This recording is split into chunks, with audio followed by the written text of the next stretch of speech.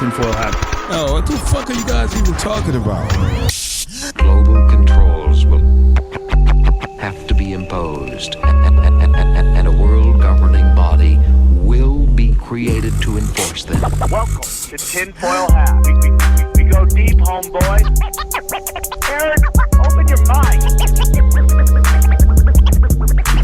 Drink from the fountain of knowledge. There's lizard people everywhere.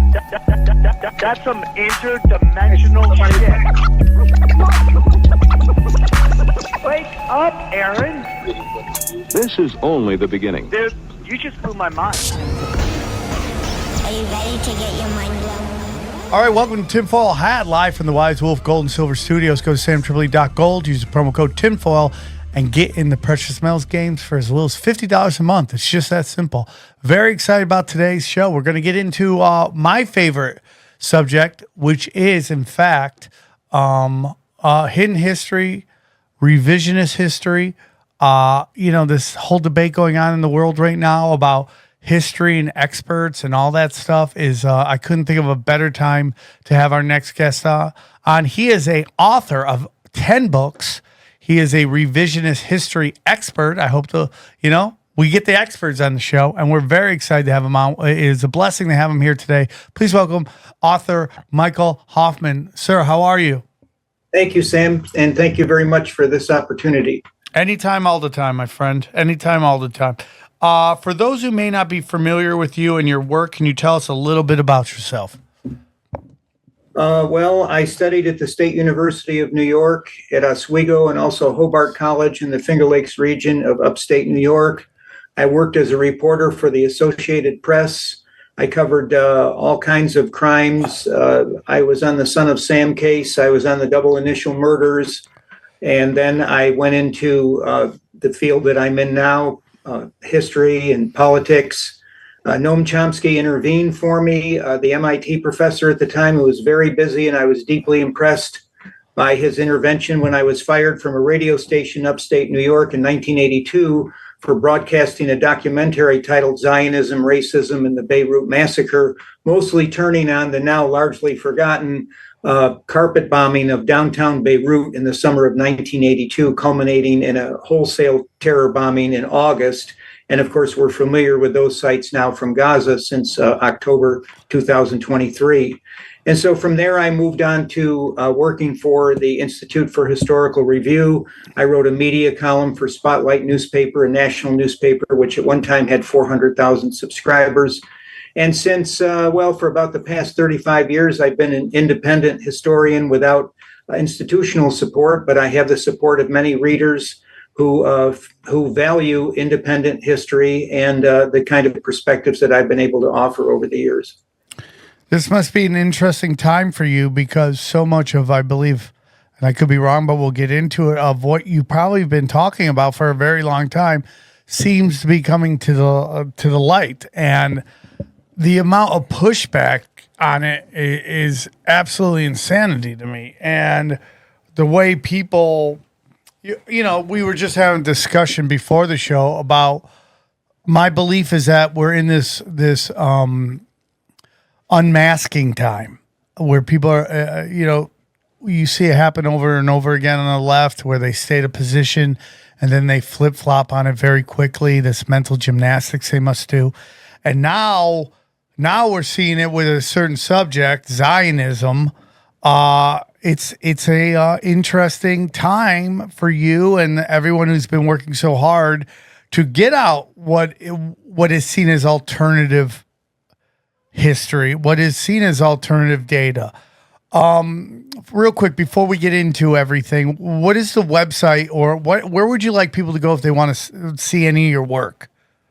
Revisionisthistory.org is one, and my Substack column, michaelhoffman.substack.com. All right, all those links will be in the notes to the episode, so please click on them and show Mr. Hoffman some support. Interesting times right now. I have a friend of mine, I would call him an acquaintance. We've been very nice, cordial to each other almost throughout time. And I went on this particular podcast, the Jake Shields podcast, and I was talking about how my opinion is that there should not be protected classes. If we're going to talk 9/11, we should be able to talk about anybody and everybody that we feel, even if it's a 1% involvement, that they were involved. But it seems to be like, this guy, this comedic acquaintance of mine, wants to have a conversation on the phone for I don't know what, to basically set the record straight with me. I don't know what date he's going to give me, but it seems to be like this. Do you feel that what is coming out right now, we were having discussion before this, how authentic this discussion is right now? Do you think it's authentically growing and coming to light, or do you think there's some alternatives to it? Well, I was struck by your use of the term unmasking because I've been concerned with a study of what I call revelation of the method, and that we've reached a point in the processing of humanity where letting secrets out, which were formerly concealed and heavily guarded, is not having an enormous impact because people are fundamentally burned out by the revelation itself. Yes. Many people about that. Many people in the conspiracy theory movement, I find, are so burned out and so demoralized that they're no longer in the movement in order to seek the truth and prosecute the perpetrators, but rather to get a dopamine adrenaline rush and then go from one thrill to the next. And if you or I don't offer that next thrill, then they abandon us for whoever can offer that. But veritas and the truth is not necessarily in it. And that's been the theme of my 2 books on the occult, Secret Societies and Psychological Warfare, and most recently, Twilight Language. Especially in Twilight Language, I do talk about this baleful effect of revelation of the method. So what we need to do is we need to humanize people, to take them from the dehumanization process, which this entire alchemy, which is out there on the internet and video and so forth, and take them back into being human so that they can perceive these things. And one of the things I advocate is a fast from the internet, a fast from electronic data. Stare at the printed page for a couple of weeks. Up here in North Idaho, where I reside, it's rather easy to do that. Just take a walk out your back door, and you're in one of the national wildernesses. But nonetheless, it can be. I lived in New York, and it can be done there. So that's one point, the psychological aspect of it. And then otherwise, I'm very happy to see that my work, for example, is being exposed to the public, and I'm having a chance to disseminate it. Substack has been a big help, and of course the website. Even though I'm constantly interdicted, Google in the search engine, if you look for revisionist history, there's like 50 entries for Malcolm Gladwell, someone who I regard as an establishment shill. And then to try and find me, you'd have to be on page 12 or something like that. So there's lots of obstacles. We kicked off of YouTube, kicked off of PayPal, but that's okay. It goes with the territory. We're in a war of ideas, and this is what it entails. This is already my favorite episode. We're 5 minutes in, 6 minutes in, and I'm all right. This is what I do it for. How important is it to know what exactly happened? How important do you think it is to know that the history is written by the victors? History is written by people who create Babylonian money magic and have basically used that Babylonian money magic system, the fractional reserve banking, and taken it and basically, in my opinion, bribed the entire world. Like, use this phony money that these basically binary ones and zeros to basically buy everybody's belief system. And to be able to get out what is, I'm looking at the name of some of your books right here, and I find it absolutely amazing because this is stuff that we've talked a lot about on this show. And it's crazy to me that you have to go on a show called Tinfoil Hat to hear what I believe is the real history. How important is it in the scheme of things, do you believe it is to get this kind of information out? Like there's so many people out there. Like I I'm not gonna lie to you, man. I get tired, man. I get really tired constantly trying to be like, but here's information you've never heard. Here's data that's been excluded from the discussion that you are passionately having with everybody. And it's gotten to the point where I feel very much on an island. I feel very much alone. Even the people who are talking about what I am talking about, I've somewhat been, boxed into this kind of distant corner and basically left on an island. And I wondered, like I wouldn't do it any other way, but sometimes I'm like, do I just want to go out there and buy a bunch of laundromats and just disappear from the world? And I'm being dead serious. So how important is it for us to get this information out to people so that they know? Are we fighting a righteous battle, or are we just taking on windmills right now? Well, it's a righteous battle, but there's also this psychology, this alchemy that I've been talking about. And in the Bible, it says the love of money is the root of evil. And that's certainly true. Emphasis on love. There's nothing wrong with money, which is a form of energy, but the love of it is our undoing. And in India, they have an alternate view. They say that the loss of memory is the root of evil. And I would say both of them are true. Mm-hmm. And the system that is opposing us, opposing our humanity and wanting to lock us down, is most heavily invested in this loss of memory. So that, for example, on April 19th, this past weekend, the 250th anniversary of Lexington Concord went by, where the farmers stood up against not British troops, as conformist history says, but their own police, okay?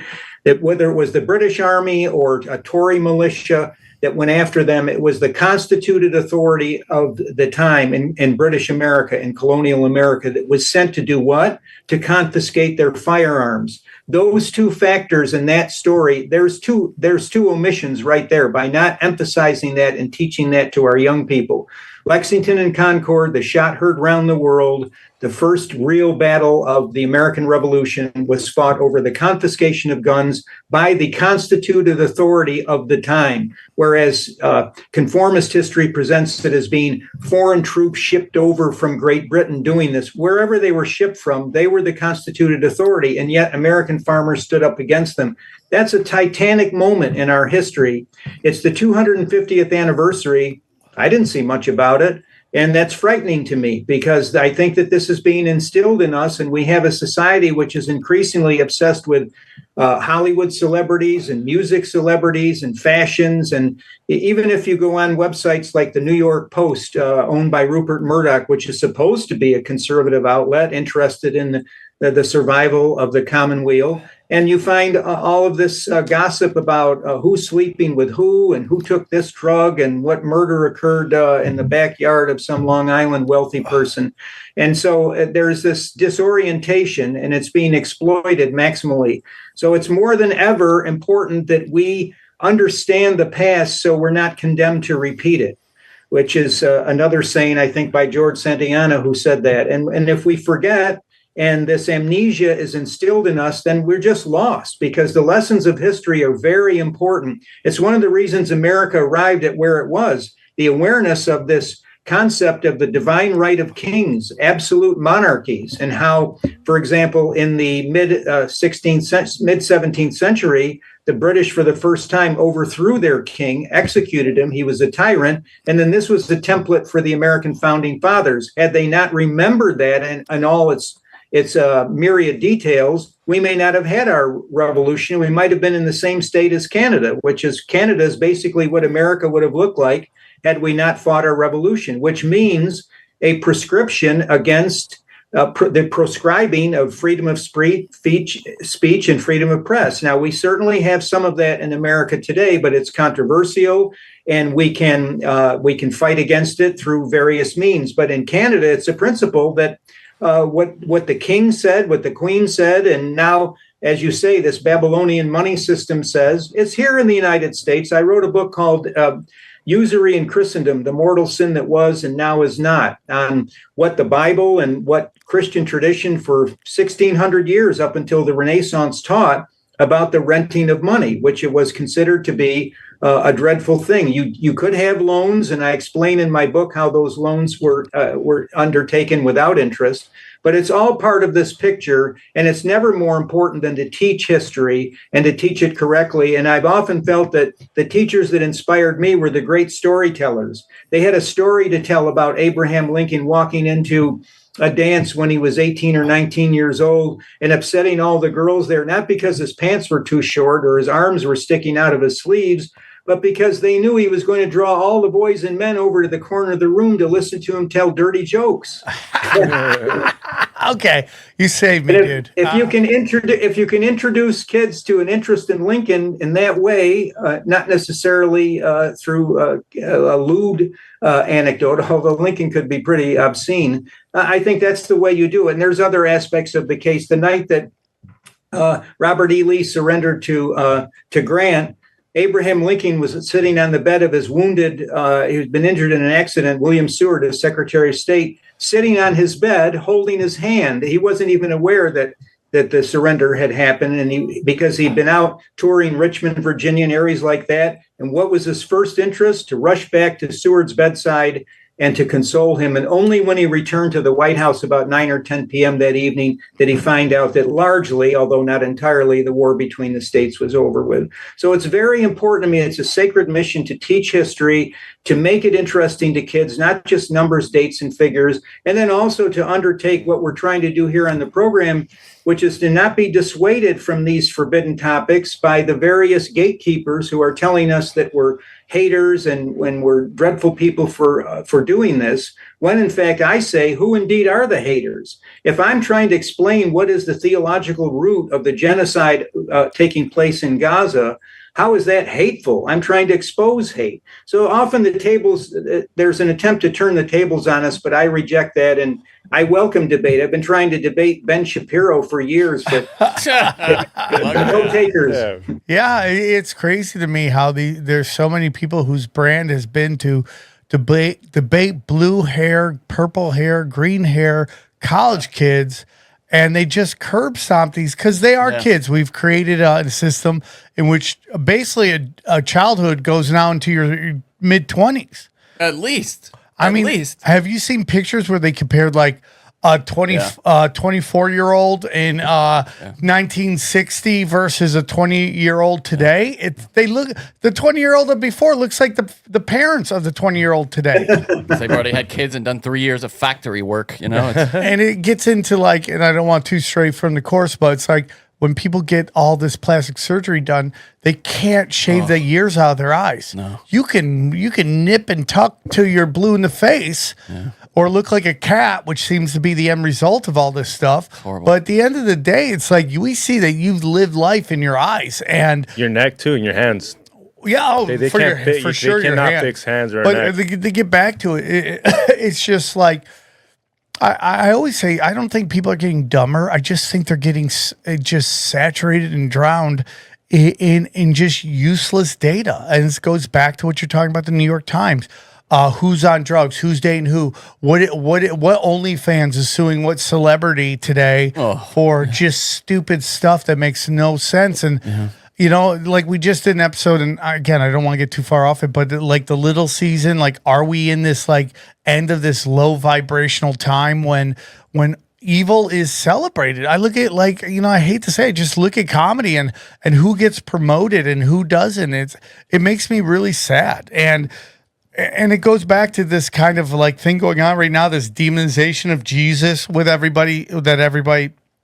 everybody, but this section of the internet is really into that. This guy who is presented to us as love and light, but now he's not this, he's this,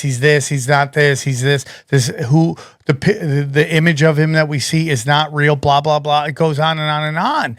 And, you know, when you see Jesus walks into this market or this temple or wherever, and he kicks over a table of people doing usury and says that's evil, that says something to me. That story is never, ever challenged, that he kicked over a table. And here we are, where we have this system ran out of Switzerland by the Bank of International Settlements, which controls all of these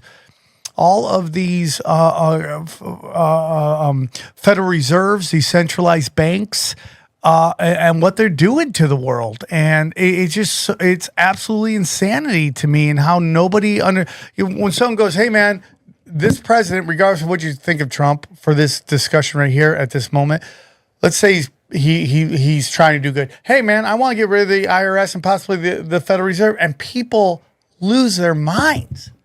It blows me away. All right, real quick, I want to tell you about our good friends at Wise Wolf Gold and Silver. We love them. They sponsor the show. And listen, I'm telling you, we've been talking about this precious metals games forever. Gold is crushing it right now. Fractional reserve banking is out of control. Who knows what's going to happen? I know what's going to happen. They're going to devalue the dollar. So get in the precious metals games, and there's no better way to do it than with Wise Wolf Gold and Silver. Let me tell you about Wise Wolf Gold and Silver. If you are paying attention, you know the de-dollarization is real. Fiat is fake, and you don't want to be left holding the bag when the dollar collapses. Gold and silver have been money through all of recorded history and are an excellent way to protect yourself from inflation and geopolitical turmoil. That's why I trust my friends at Wise Wolf Gold and Silver for all precious metals, all things precious metals. I love it. I am part of the Wolf Pack. Every month I have precious metals sent right to my house, and I love it. See, Wise Wolf Gold and Silver is veteran-owned and A+ rating by the Better Business Bureau. No transaction is too big or too small. You can even roll over your 401k or IRA into physical gold and silver. And if you think you can't afford precious metals, think again. With the Wolfpack monthly membership program, you can get gold and silver delivered directly to your door for as little as $50 a month. As little as $50 a month, you can have precious metals. You start loading it up, man. By the end of the year, you'll have a good chunk of precious metals. Dude, it's crazy. Just go to samtripoli.gold. You can see all the different plans they have. Man, it's like $50. Lone Wolf, Warrior Wolf, $125. Alpha Wolf is $250. And it just keeps going up. Sent to your house. Right there. It's that simple. It's that simple. Easy peasy. Get in, get out, get your gold, get your silver. I love it. I'm doing it. Dude, I'm telling you, all of these affiliates I use, and I use Wise Wolf Gold and Silver. I use it all the time. It's real simple. So if you want to get in, this is how you do it. Wise Wolf Gold and Silver also deals in and accepts Bitcoin. So here's what I need you to do, okay? Go to samtripoli.gold, promo code tinfoil at checkout to receive free constitutional silver. That's right. And remember, in a world of bulls and bears, be the wolf.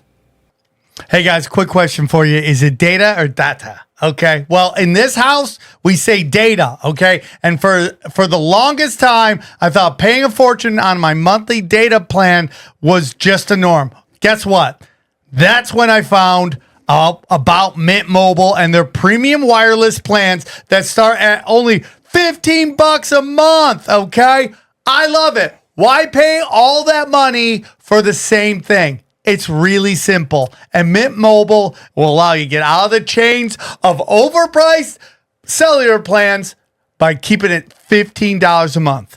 Dude, and let me just tell you something. It is really clear. Their whole system is great. Why do I got to pay all this for the big boys who are just trying to overcharge me when I get the best service for a low price, right, Xavier? Of course, it's the cheapest in town. Yeah, there we go. It's the cheapest in town for just as quality, if not better.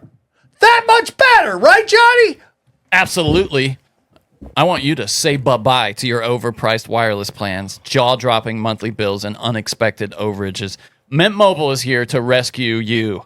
All plans come with high-speed data or data, that's your choice, and unlimited talk and text delivered on the nation's largest 5G network.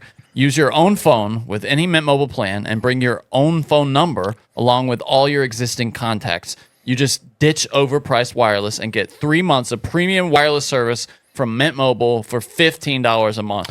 No matter how you say it, don't overpay for it. Shop data plans at mintmobile.com/tinfoil. That's mintmobile.com/tinfoil. Upfront payment of $45 for 3-month 5 gigabyte plan required, equivalent to $15 a month. New customer offer for first 3 months only, then full price plan options available, taxes and fees extra. See Mint Mobile for details. And we thank you for sponsoring the show.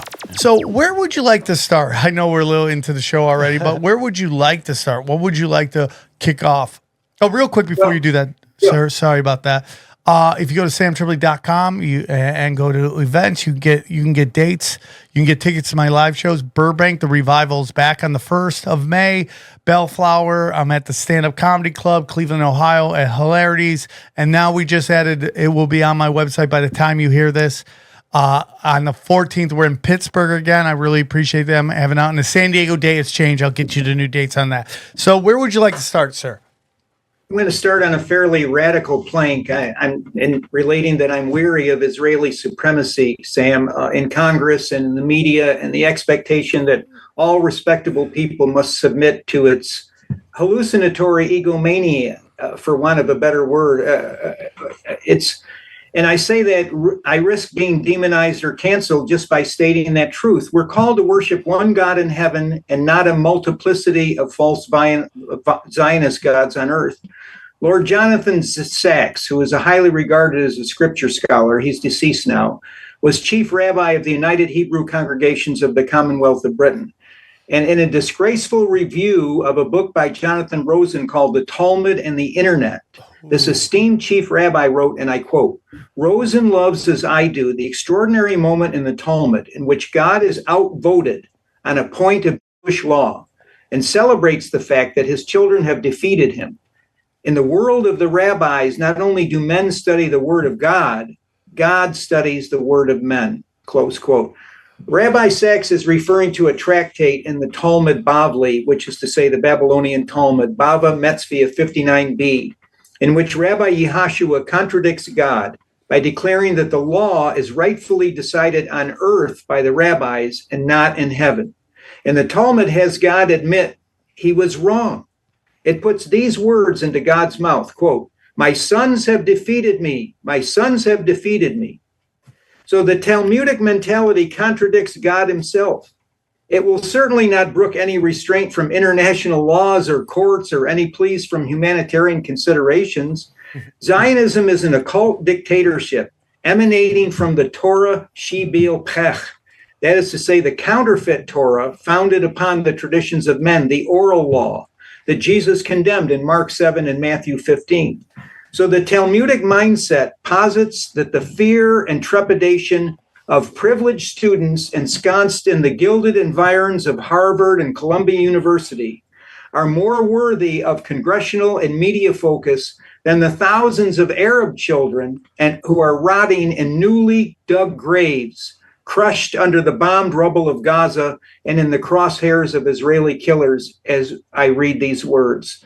So I think that what we need to understand is that there is a real world result as a result of the weaponization of the Talmud by Zionism. That's one of the things that really burns in my heart about this, is I see these children being massacred and their mothers and fathers, the non-combatants, massacred, and it's just business as usual in America. You know, it's like, oh, well, we wish it wouldn't happen and so forth. It's a type of Holocaust in my view. And so what the question comes to, is there a theological basis for this? And there is, but it has to be nuanced, Sam, because we have to walk between two extremes. The extreme of which is ungodly and wrong, and I've seen too much of it, the misuse of some of the information that I'm providing here. But then on the opposite side, the idolization of Judaic people, which is also ungodly and destructive, especially if it turns into a kind of racial supremacism, which I think we're seeing in the Middle East, certainly a theological supremacism. So that's the basis of a great deal of my work in this way, as well as the advancement of knowledge, the pure pursuit of truth. If someone is studying critically the Catholicism or the Catholic Church, yes, it doesn't mean they're anti-Italian. Yes, I agree, dude. I so agree, dude. Yeah, and if somebody is studying Talmudism, as I do, I actually consider myself an ally of Judaic people, and I've had Judaic people help me in my research. My big textbook, Judaism Discovered, of 1,100 pages. Some of the translations I used were provided by a Karaite. And many people they think that today's Talmudists are Karaites. Karaites are the Judaic people who only adhere to the Old Testament and reject the traditions of men, which is the oral law, the Torah Shebil Pech. And they came and helped me with some of those translations. And of course, I've been friends with many Judaic scholars like Noam Chomsky and others. So the point is this is not anti-Judaic. If anything, it's helping to free Judaic people. Those few, by the way, who even know what the Talmud is, because most of them, if they knew the contents of the Talmud, they would condemn it. We need to keep that factor open. But as far as dissuading Judaic people from the aura of reverence, which surrounds the Talmud and the creed of Talmudism, I think that's important not only for the survival of Arab people in Syria, Lebanon, and in Palestine, but also for the truth, the pursuit of the truth. And there's a lot going on here, and I thank you once again for this opportunity to bring it forward. Can I ask you now, to what extent would you say the average person who lives in Israel, to what extent are they knowledgeable about the Talmud? Because these are the people that are going to have to serve in the military and in the end. Well, it's increasing. It used to be, of course, that the state of the Israeli state was founded by atheists and Marxist Leninists. Right, yeah. And so then as time has gone on, the demographic has worked against them because typically secular people are not having enough children to reproduce themselves, which is 2.1. In other words, every other family has 3 children, whereas the Talmudists are, and also they're what's so-called religious Zionists. You have to sort of make a distinction between the settlers who practice one type of Talmudism, the homicidal settlers who are now trying to take over the West Bank, and then the Haredi, or Hasidim as we call them in the United States, who are practicing a somewhat different form. There's also a splinter group of Hasidim who are anti-Zionist. At one time, all Orthodox Talmudists were anti-Zionists in the 19th century because there's actually laws in the Talmud about not taking up the sword against the Gentiles until the Messiah returns. But that notion was, or that theology actually, was overthrown at least by 1920 with an aptly named rabbi named Kook, K-O-O-K, who began to merge Zionism with the Talmud. And now that's largely carried the day. But most of the Israeli population is still secular. They probably have, like the population in America, possibly taken a peek at the Talmud. They probably have also heard that the Talmud represents the micromanagement of the lives of Judaic people down to the most minute particulars. And who being free of that would want to voluntarily take that bondage up? Although there are people who are doing it, especially the Chabad Lubavitch missionaries who go around trying to bring people into the Orthodox faith. So you would say the leadership, especially the Zionist leadership, which is most of it now, is knowledgeable about the Talmud, and that motivates their actions, right? But no, I don't think so. I think the leadership uses it as a fetish, as a totem. Oh, interesting. Okay. All these people, Ariel Sharon, Netanyahu, and others, they're sometimes castigated as lobster eaters, or I don't know if they actually eat pork, but lobster is also one of the condemned foods that they're not supposed to eat. In other words, the Talmudists sort of look down on them, but on the other hand, they depend on them to help to proceed with what they regard their interpretation of the Talmud as the absolute extirpation of the Palestinians, so that they can have this rule almost across the Middle East. However, now under Netanyahu, in order for him to retain power, he has had to reach out in some significant ways to some really wild, racist, right-wing Talmudists, such as Ben Giver, Itamar Ben Giver, and Bezalel Smotrich. And these are guys that are Kahanas, followers of Mahir Kahana, who wrote a book called They Must Go, saying that the Arab population had to be expelled. He advocated the murder of Palestinians openly. And so this is a factor, certainly, but the Zionists rely on the Talmud, like they rely on their spurious interpretation of the Bible, the Old Testament, as a means of justifying all of this bloodshed. So naturally, they use it. But as far as whether they even know what a daf yomi is, in other words, a page of the Talmud, or they've actually sat down and read any of it, I sincerely doubt it, because the Israeli state is pretty, very largely secular left-wing society. But this is what we're facing right now, is an increase in the army, for example, because of one of the books written, Torah Hamelech, based on Maimonides. I'm sure you've heard of the medieval rabbi Maimonides, who is an authority in halakha and Judaic law. And based on his books on the laws of warfare and the laws of kings, this book was printed and published by a couple of West Bank settler rabbis called Torah Hamelech. And in there, it says that you should even kill the babies of your enemies, because they're going to grow up to oppose you eventually. And so you do have now an increasing number. I wouldn't want to try and put a figure on it. Is it 5, 10, 15% of the Israeli armed forces are oriented this way, are actually Talmudists? On the other hand, Zionism has its own racism. I mean, Zionism is a military force put into effect since 1948 there, has been always dismissive of the Arab people from a point of view, one could say almost from a modern point of view, as being backward, primitive, not equal to the Ashkenazic Judaics who came in from Eastern Europe and Germany. And of course, there's been a divide between the Sephardic, who are the so-called Oriental or Middle Eastern natives to the actual natives to the area, and the Ashkenazi. The Ashkenazi continue to dominate in the Israeli state, but there is this cleavage. I've often said that it's the anti-Semites who keep the Israelis united, because there are so many different factions there that they would tear each other apart if it were not for this exterior menace. And of course, terrorist groups like Hamas are the worst enemy of the Palestinians. And I completely decry what happened in October to those 1,200 people. I knew about the Hannibal Directive, and I know that in some degrees, Max Blumenthal did a wonderful video. Yeah, he's great.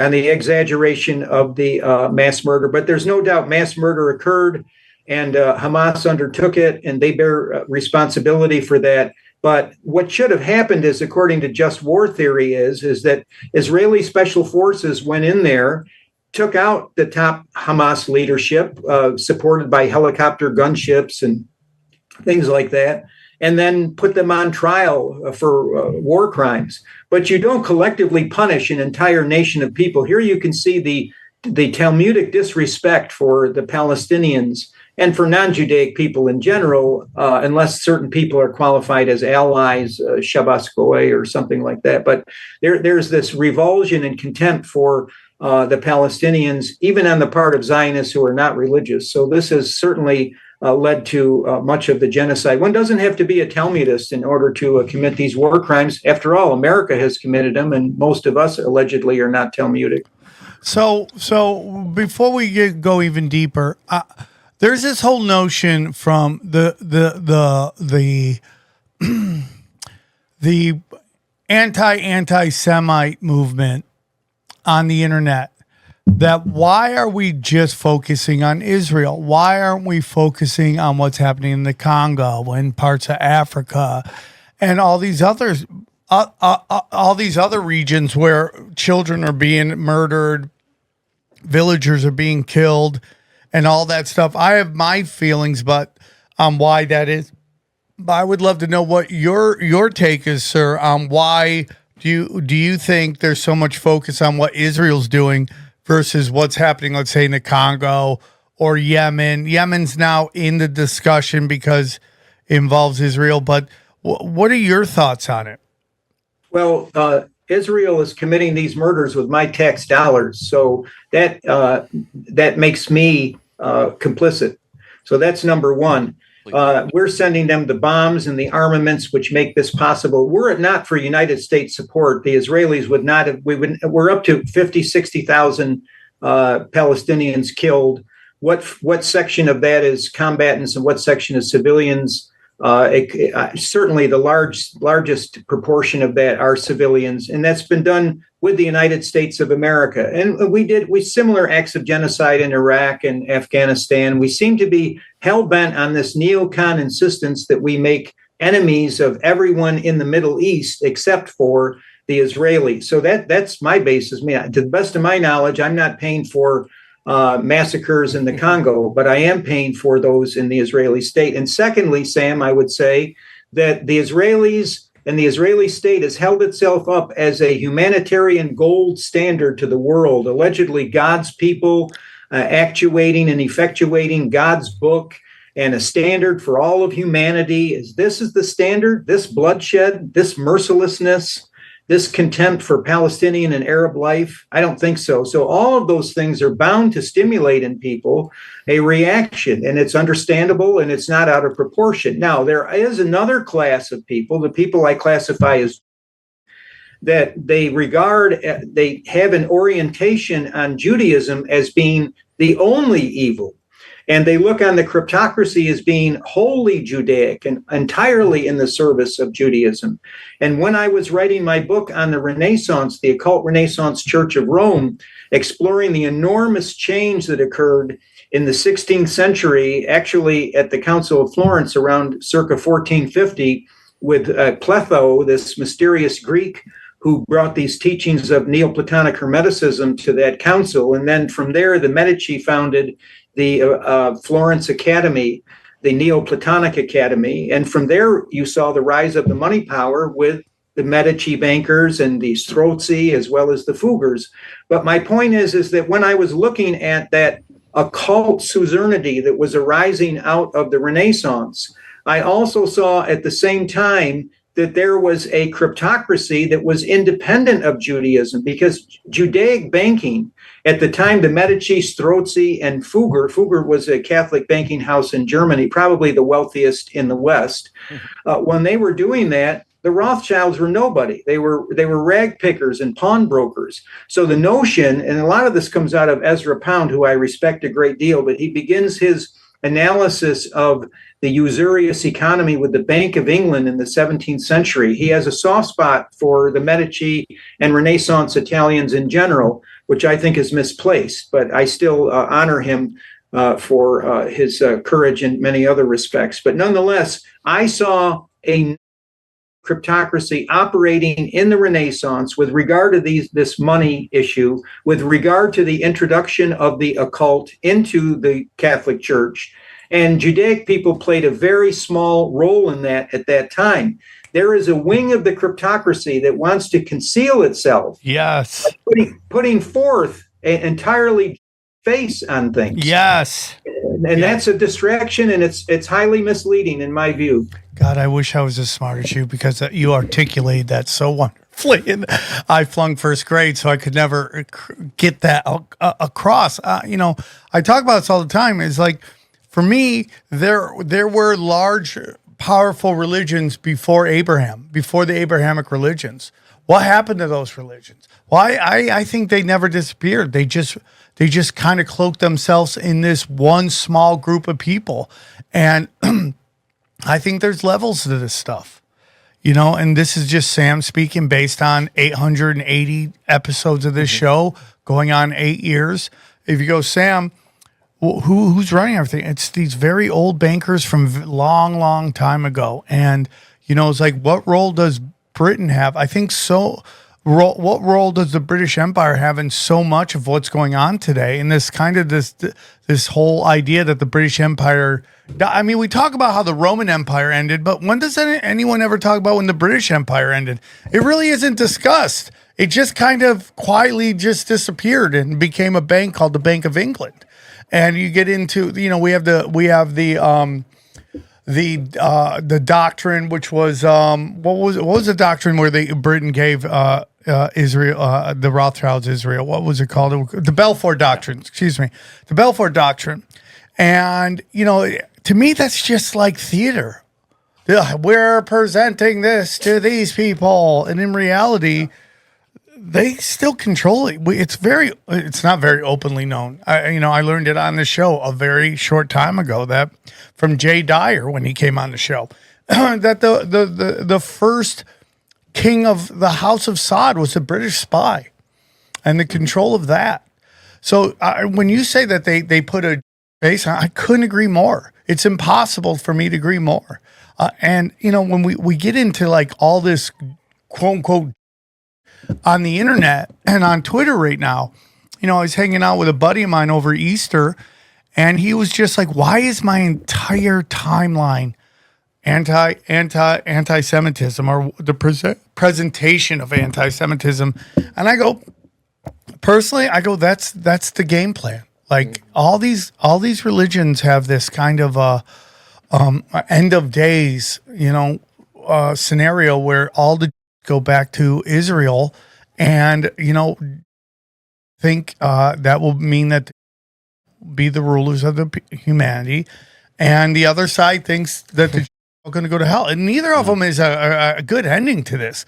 But if you study Hitler, there's a big discussion that Hitler's whole role was to scare European back to Israel, to go to Israel to fulfill prophecy.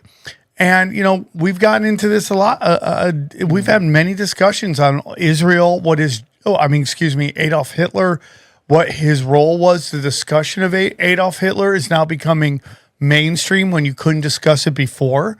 And like who he was he authentic to that? And how I always ask people, why didn't Hitler go into Switzerland? If he hated the bankers so much, why didn't he roll into Switzerland? And the only answer I can get is because they had giant hills. People are like, oh, they have big mountains. You can't go into the big mountains. I go, well, if we believe they're in Antarctica, they're working with aliens or whatever occult weirdness is going on in Antarctica. Why couldn't they go into the hill? Well, nobody really wants to take a look at that. In all these, and excuse my language, sir, but all these Hitler dick riders that are out there like championing this guy like he's the greatest to ever do it. I go, how does he rise up in a country that was so on lockdown after World War I, completely and utterly in control of the international bankers? How does he rise? He doesn't rise unless they want you to rise. And there's this argument about Trump. It's like, and I've said this before, like when you get all these cases thrown at you and you pretty much beat all of them except for one where it's a civil suit, like that's kind of crazy to me. That's like really crazy to me. You're pretty good in court. I'm surprised that's crazy to you. Dude, if Trump hired me to be his lawyer. That's what I'm saying. You're the best lawyer ever. I heard about you in traffic court. You've really crushed it. But it's just this kind of people can't come to grips with that their brainwashing isn't correct. And it's happened at almost every single level, everywhere. And, going back to the Congo discussions, like when I see the Congo has handlers on every single one of our politicians, except for Thomas Massey, right? Seems like that's why Israel is so big in the discussion, how they openly brag about deciding who gets elected in America. And I've said this before, and I do believe you are correct that there are layers, many, many layers above Israel. But, when Israel is basically treating America the way America treats Latin America, where we openly assassinate leaders, we manipulate movements, we manipulate politics and government, it's like that's a big reason why we discuss it. Hey, got a question for you. Are you a working man who working? Okay. Yeah, me too. Just like this guy, just like that guy. And if you're going to work, you need the best work clothes possible. And that's where our good friends at True Work come in. Let me tell you about True Work. True Work is hell-bent on creating a more technically high-performing workwear in the world, okay? True Work's story begins in the Colorado mountains, where a trade worker knew there had to be a better solution than the wet, heavy gear that was weighing him down. True Work was born. Bang, bang, pow. Every True Work product is engineered for maximum comfort, protection, and efficiency with a minimal bulk and extra weight. I'm all about that, okay? Denim and cotton canvases haven't changed much over the last 200 years. True Work upgrades traditional classics by using the same fabrics worn by elite outdoor athletes, okay? Soft, stretchy, sweat wicking, soft shell work pants are the major upgrade over wet, heavy jeans. Let's go! Wind and waterproof shells use intelligently placed insulation for streamlined warmth that lets you stay mobile and agile, okay? Like in the streets. Okay, that's what we're talking about here. True Work has over 50,000 five-star reviews and countless stories from trade pros in every state and every job across the country. So upgrade to True Work for a major change in the way you work, okay? True Work helps you be your best when your best matters most. Check out the full lineup and get 15% off your first order at truework.com/tinfoil. That's 15% off at truewerk.com/tinfoil. And we thank True Work for sponsoring the show. What would you like to get on? Would you like to discuss usury? Would you like to get into that? Or what would you, secret societies? What would you like to get into, sir? Well, I'd like to do, it's your program. You can tell me. I was here to discuss my book, Judaism, Strange Gods, but I am willing to expand out. For example, it's very interesting what you had to say about Hitler, because if there wasn't any Nazism, I don't believe there would have been an Israeli state. And also, he got into power by arguing against taking up Gottfried Feder. The economist Gottfried Feder was one of the most distinguished enemies of usury in the 20th century. And he wrote a book called Breaking the Chains of Usury Slavery. And Hitler latched onto that because he knew the German people were hungry for that. And he made it the platform of the NSDAP, the National Socialist German Workers' Party. It was actually had a left-wing tinge to it, National Socialist, opposed to banking and usury. And Gregor Strasser was a big part of that. And then when he came to power, he completely betrayed that movement. He exiled Feder. Feder died of a broken heart around 1940 or 41, having been swindled by Hitler and seen his plans go up in smoke.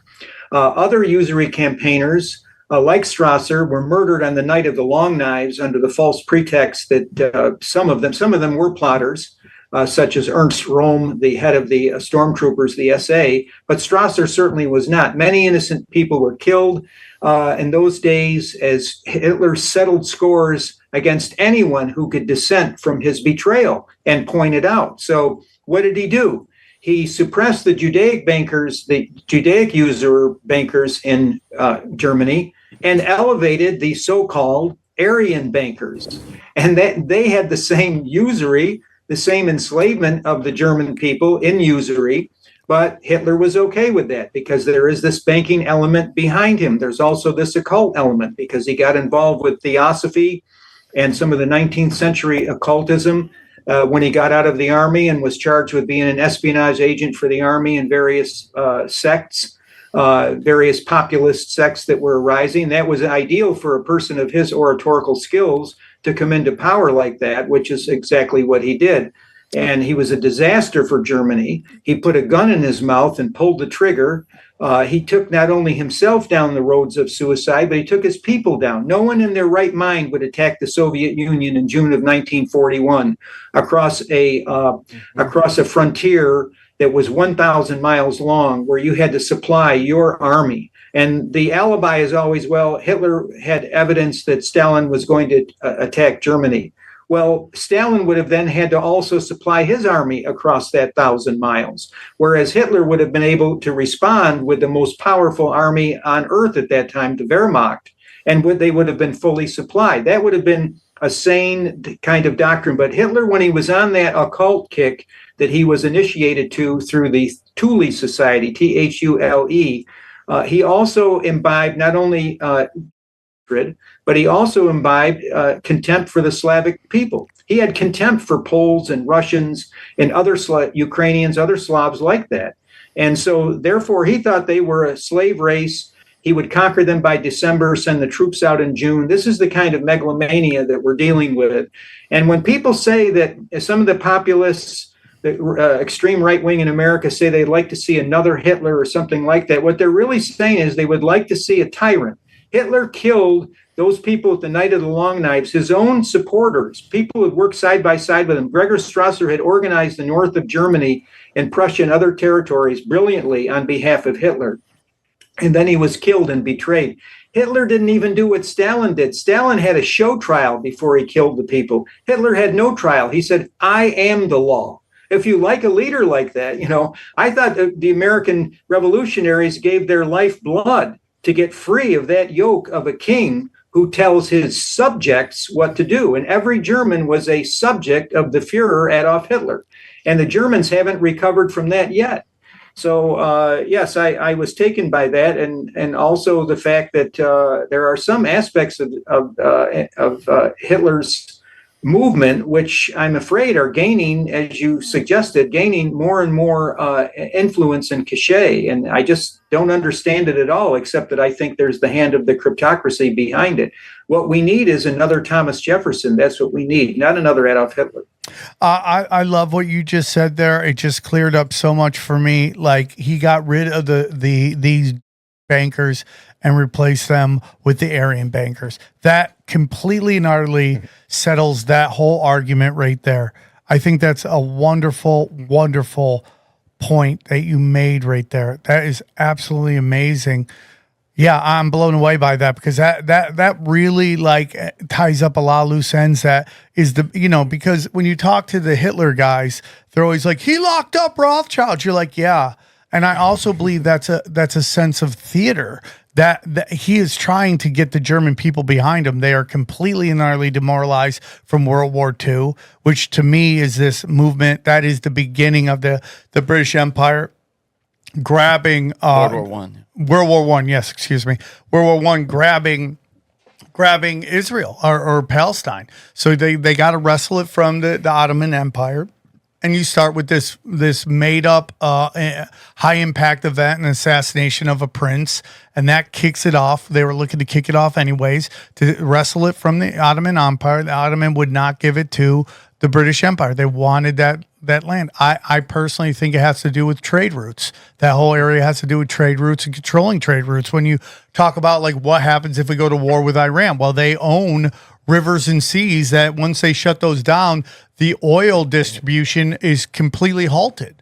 Well, I want to own that. I want to control that. I don't want you controlling it. I want us to control it. That's money and power. If you take a look at the Ben Gurion canal that they want to put in, that's taking power away from Egypt. That is, again, controlling trade routes.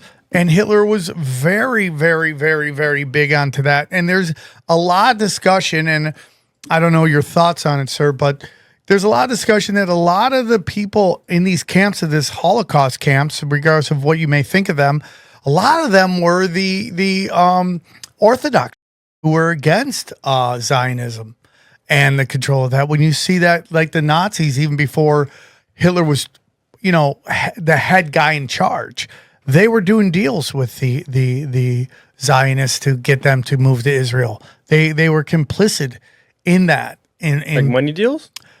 Well, the deal was that they would give them safe travel to Israel if they agreed to buy German goods. And, so that everyone's like, oh, it's business. No, dude. It's not business. It's literally fulfilling prophecy. That's what they're doing. And I love that, the whole discussion of the occult is very interesting to me, and Hitler's history. There's a lot of people have a discussion of Hitler's history, but I love everything you said right there, dude. Thomas Jefferson over Hitler all day, every day. Give me another Thomas Jefferson. I don't know if we could ever get to that right now because we're so divided. But yeah, man, that's a well. Thank you for that point. Now let's get into strange gods. Where do you want to begin?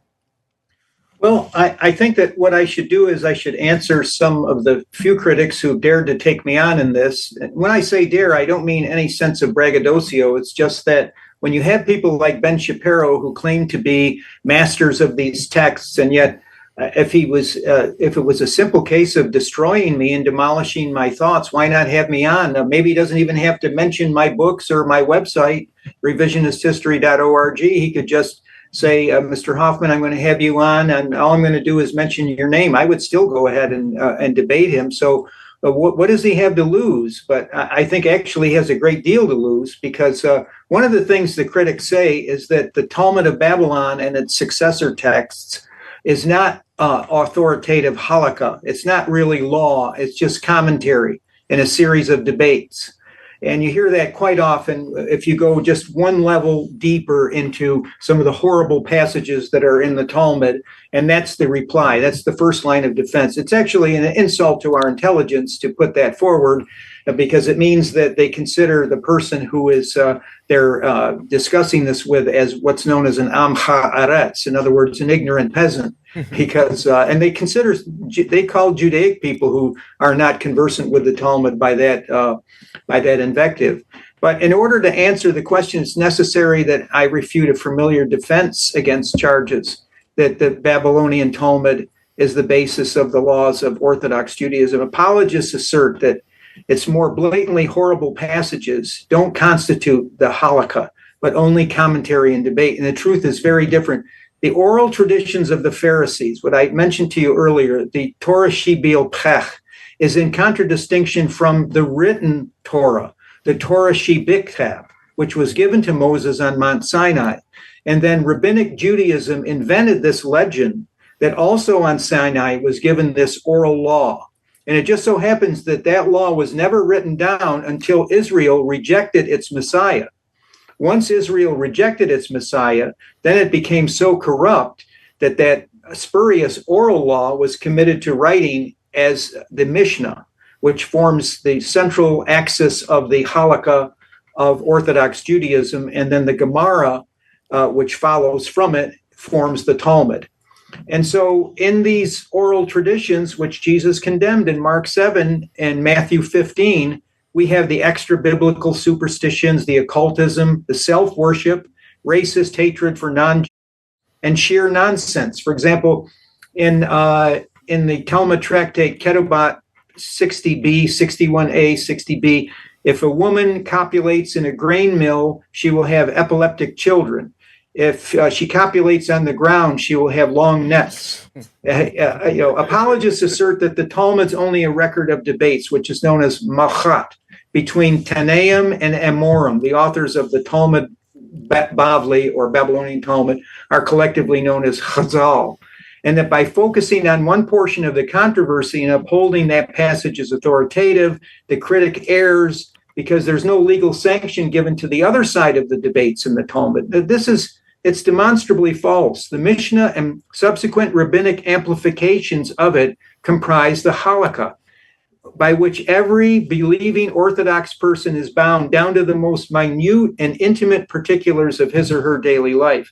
And so how Talmudic law is deduced and adjudicated is often an enigma to outsiders. And that's what they prey on with these am ha'aretz. They don't tell you that there's a Talmudic indeterminacy, which does not preclude lawmaking by majority rabbinic consensus. The Talmud is a bureaucratic book, whereas the Kabbalah, the other major sacred book in Talmud, in Orthodox Judaism, is a mystical book. And so when we look at the United States government and the parts of it that conservatives don't like, for example, one of the things they've decried is when the Supreme Court makes law. The Supreme Court isn't supposed to make law. That's the job of what? The legislature. So lawmaking by judicial process is effectively Talmudic. This is exactly how the Talmud makes law. And so what you have is then, as a public relations ploy, many Talmudists pretend otherwise, revealing the low opinion they have of the public, who they believe will swallow the line the Talmud's just a book of debates. Yes. So and it's not. What it is that it's a complex document. Depending on the translation in English, it's between 35 and 42 volumes. And you have hermeneutical principles on how to interpret that.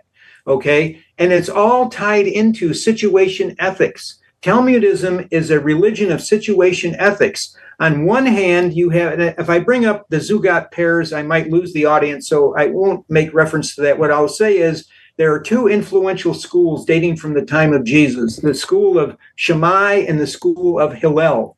Hillel represents leniency, although that's relative, and Shammai represents stringencies. And these are interpretive tools used to decide how a particular portion of the Talmud, designated as halakha, is to be applied at a given time. And if people think it's like the U.S. Constitution that's supposed to be applied all the time in all of its aspects, then they're lost, because that's not the Talmudic mentality. And so there's these interpretive tools, the 13 hermeneutical principles, and many others along those lines, which really obfuscate what is the point of how to get to the heart of this, okay? And so what I would say is there are thousands of cases where these rules are brought up, rules of derivation and procedure. And this is where people are lost. There's a clear indication of how the law is decided. And it is the law. That's the thing. There's no question about it. And so once we understand that, then we can get to this situation ethics, which is going on. And this is one of the most sensitive areas. And if you think it's too sensitive for your listeners, Sam, maybe I'm being naive, okay, that is not too much that's sensitive, but it's a very hot topic. It's the issue of child molestation in the Talmud.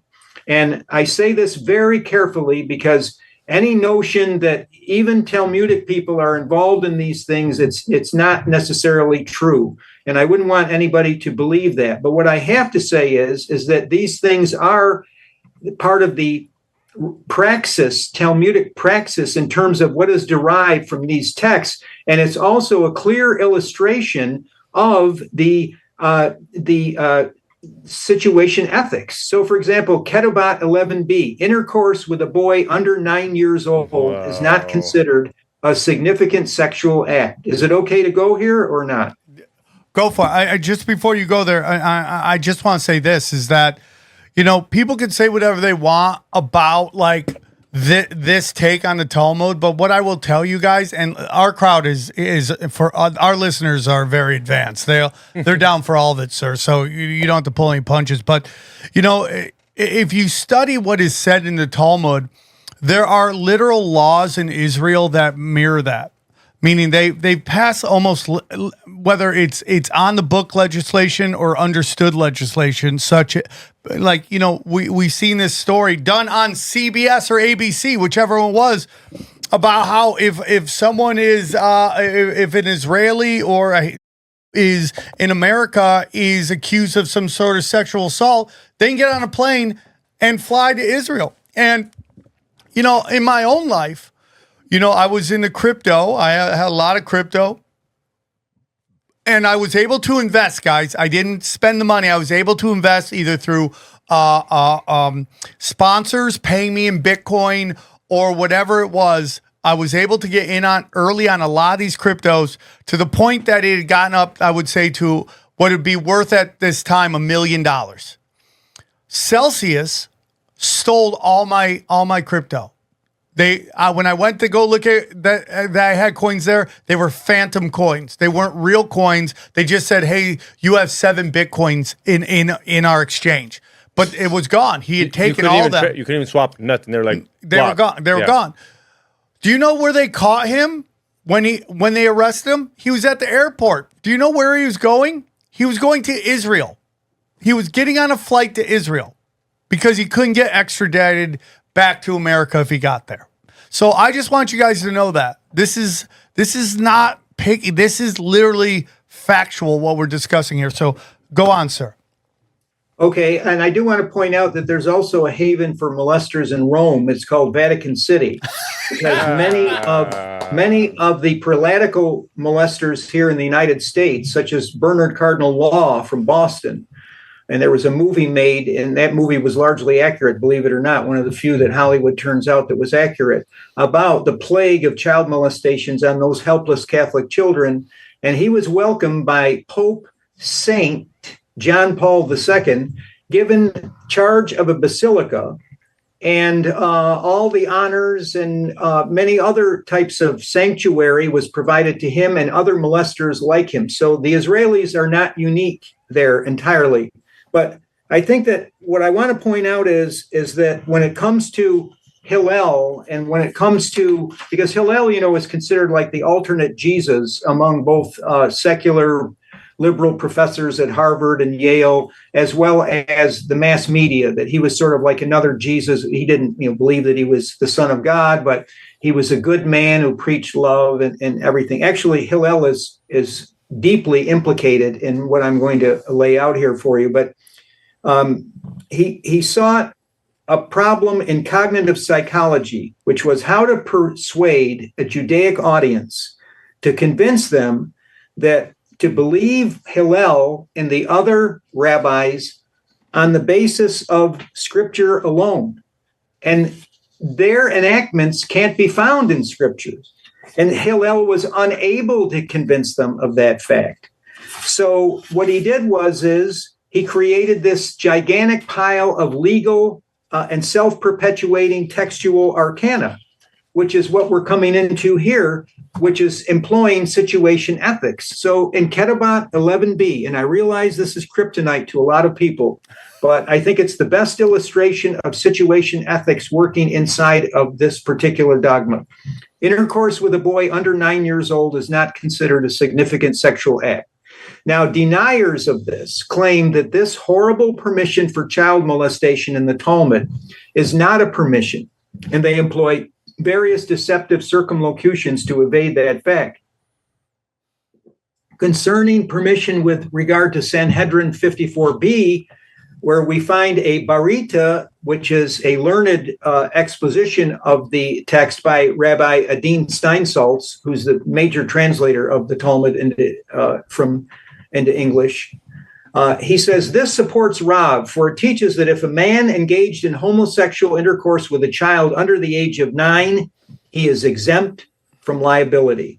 Now, I'm not taking that out of context, which is the next thing. First, that my critics will say, the Talmud is just a series of debates. It doesn't have legal authority. And then the second one is they'll say you're taking it out of context. I'm not taking it out of context. The entire Talmud is online. It's Sefaria.org, SEFARI.org. Look it up yourself, and you'll find that this is in context. So deniers claim that the exemption applies only to the adult's liability for a specific capital punishment. So in other words, in Leviticus 20, death by stoning is the fate of those who engage in homosexual intercourse. So the term used, however, for exempt, the Hebrew word is patur, P-A-T-U-R. That denotes a general exemption from liability, not limited to capital punishment alone. The text says patur, or exempt, without qualification. So the broader phrasing leaves open the possibility that no court-imposed liability applies. So therefore, the broad exemption, not having any clear punitive consequences, can be interpreted as reducing accountability. It effectively permits the act. Also, with regard to Sanhedrin 54b, I'll state it plainly. It exempts the adult from liability for homosexual intercourse with a boy under 9, potentially including all court-enforced penalties. The leniency is obviously ethically problematic as it fails to impose adequate consequences for a grave act. The exemption creates a practical leniency that reduces court-enforced consequences. This allows the homosexual rape of the boy to go unpunished in a human court. Therefore, this is implicit permission for homosexual predation. I will debate it with anybody. Sanhedrin 54b states, I reiterate, that a boy under 9 cannot be the legal object of sodomy because his intercourse is not halakhically active, exempting the adult from liability. So, the Talmud is a book of loopholes, escape clauses. This exemption creates a practical loophole that reduces court-enforced consequences, and this does indeed constitute what I'm saying, an implicit permission for the homosexual predation of boys. Calling such discussions theoretical or a debate without evidence reflects partisan bias. This ruling stems from Hillel himself. And so that's, one point that I think it's ineradicable, and I don't see how it's debatable, even though there's something called pilpul, P-I-L-P-U-L, where things that can't be debated are undebatable, have been proven, and the Talmudists will nonetheless take in hand. It's a weary, tendentious way of approaching these things, but it really doesn't it doesn't hold water in front of an objective audience that hasn't been schooled in this type of intellectual dishonesty. And so, yeah, that's just, it's one of the things, it's the most inflammatory, and the thing is that it's difficult. Sam, you've given me this forum and I appreciate it, but it's difficult to present these things to the general public because it's like kryptonite to them due to the Jews. So the Jews have made this like toxic to go into this level because they say, oh, well, inevitably, if you're saying that the holiest book of the Judaic religion teaches this, it must be, the lowest religion on earth, and the people who follow it must be not at all.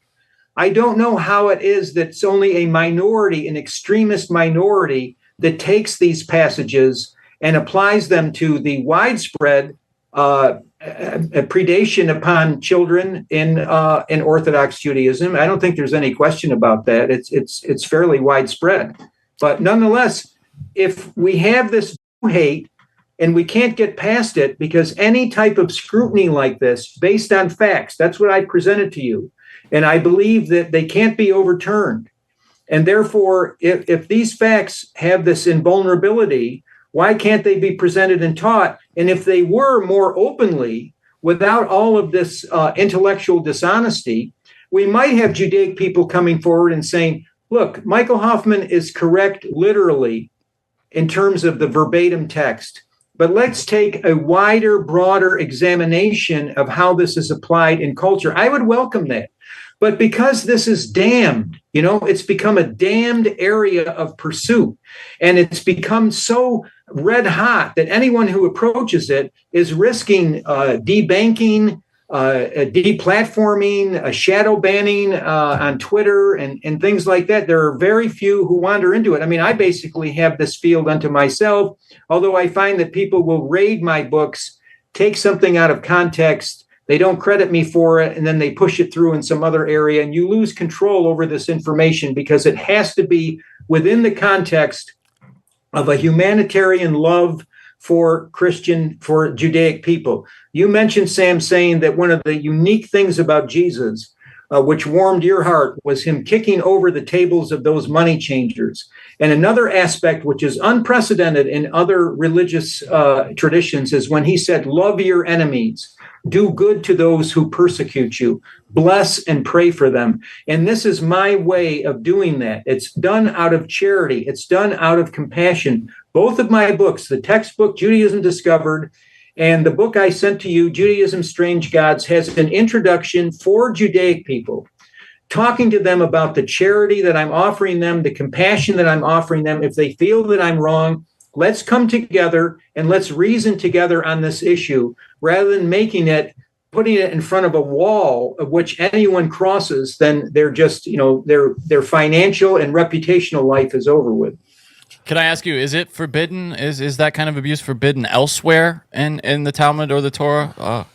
Yes, there are general. That's a very good question. There are general demands that homosexuality is outlawed.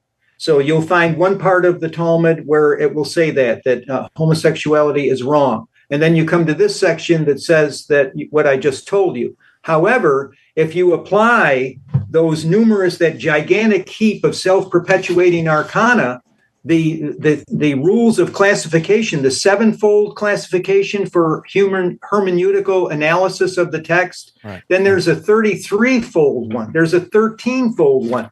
This is the job of the Talmid Chacham, the scholars of the Talmud, in order to bring this out and say, well, this is what, is at work here, and this isn't. So if you look at the Talmud, like the U.S. Constitution, say it has to make sense, it can't contradict itself, you're lost.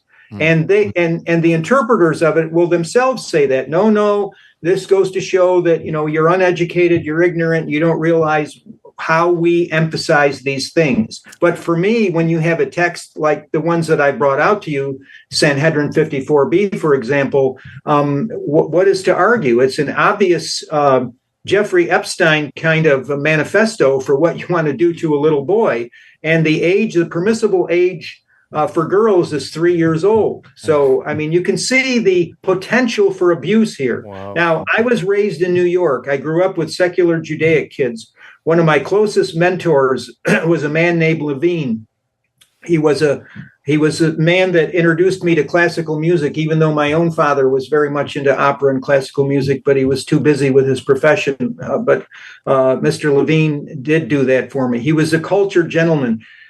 He went to a Reform Judaic synagogue. Reform Judaism arose as a reaction against the contents of the Talmud in the 19th century in what's called the Haskalah, which was led by Moses Mendelssohn.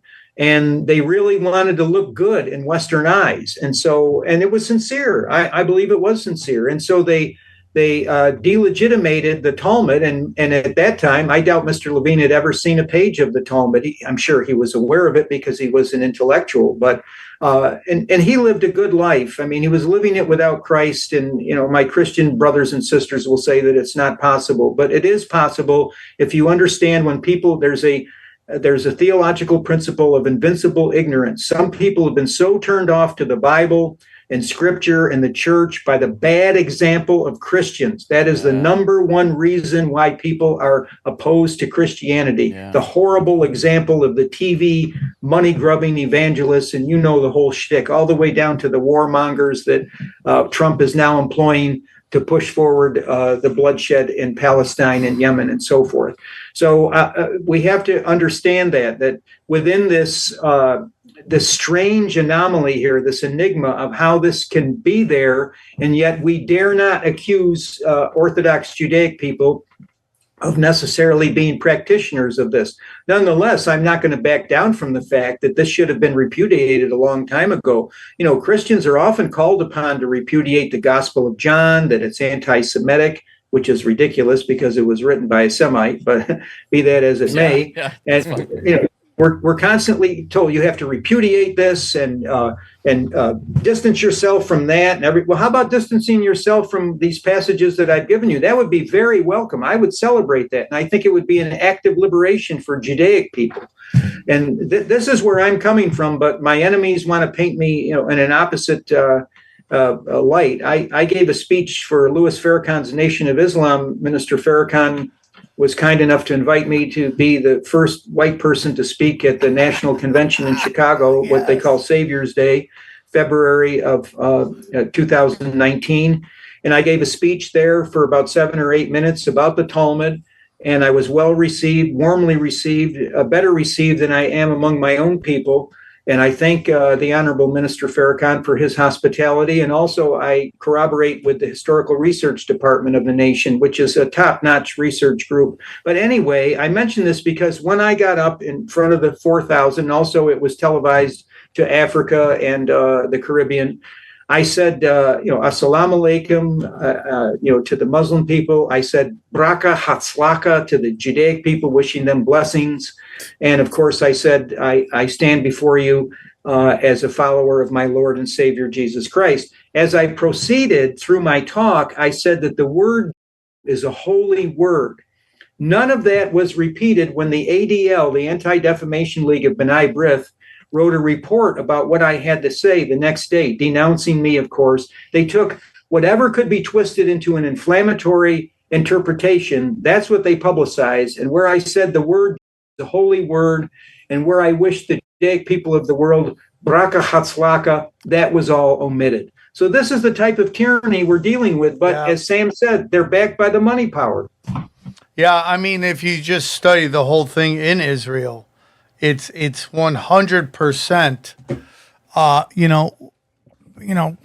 pick one side, arm them, finance them, and allow them to do all your dirty work, which is to clean up and just try to get the greater Israel project going. I mean, and they use the Mass Hannibal Directive, the Daya Doctrine, all that stuff. These are all well-known ideologies, plans, to dominate the region. And again, I personally believe the Bank of England is higher up. You could go into whether it's the Vatican, they seem to be in play. There seems to be three areas that seem to be in play in all this, and that is the city of London, Rome, or the Vatican, and Washington D.C. all are this mechanism of this Frankenstein of control and what they're doing to that area, and they're slaughtering people, and they just don't care. And a big part of this, this witchcraft that they're pulling is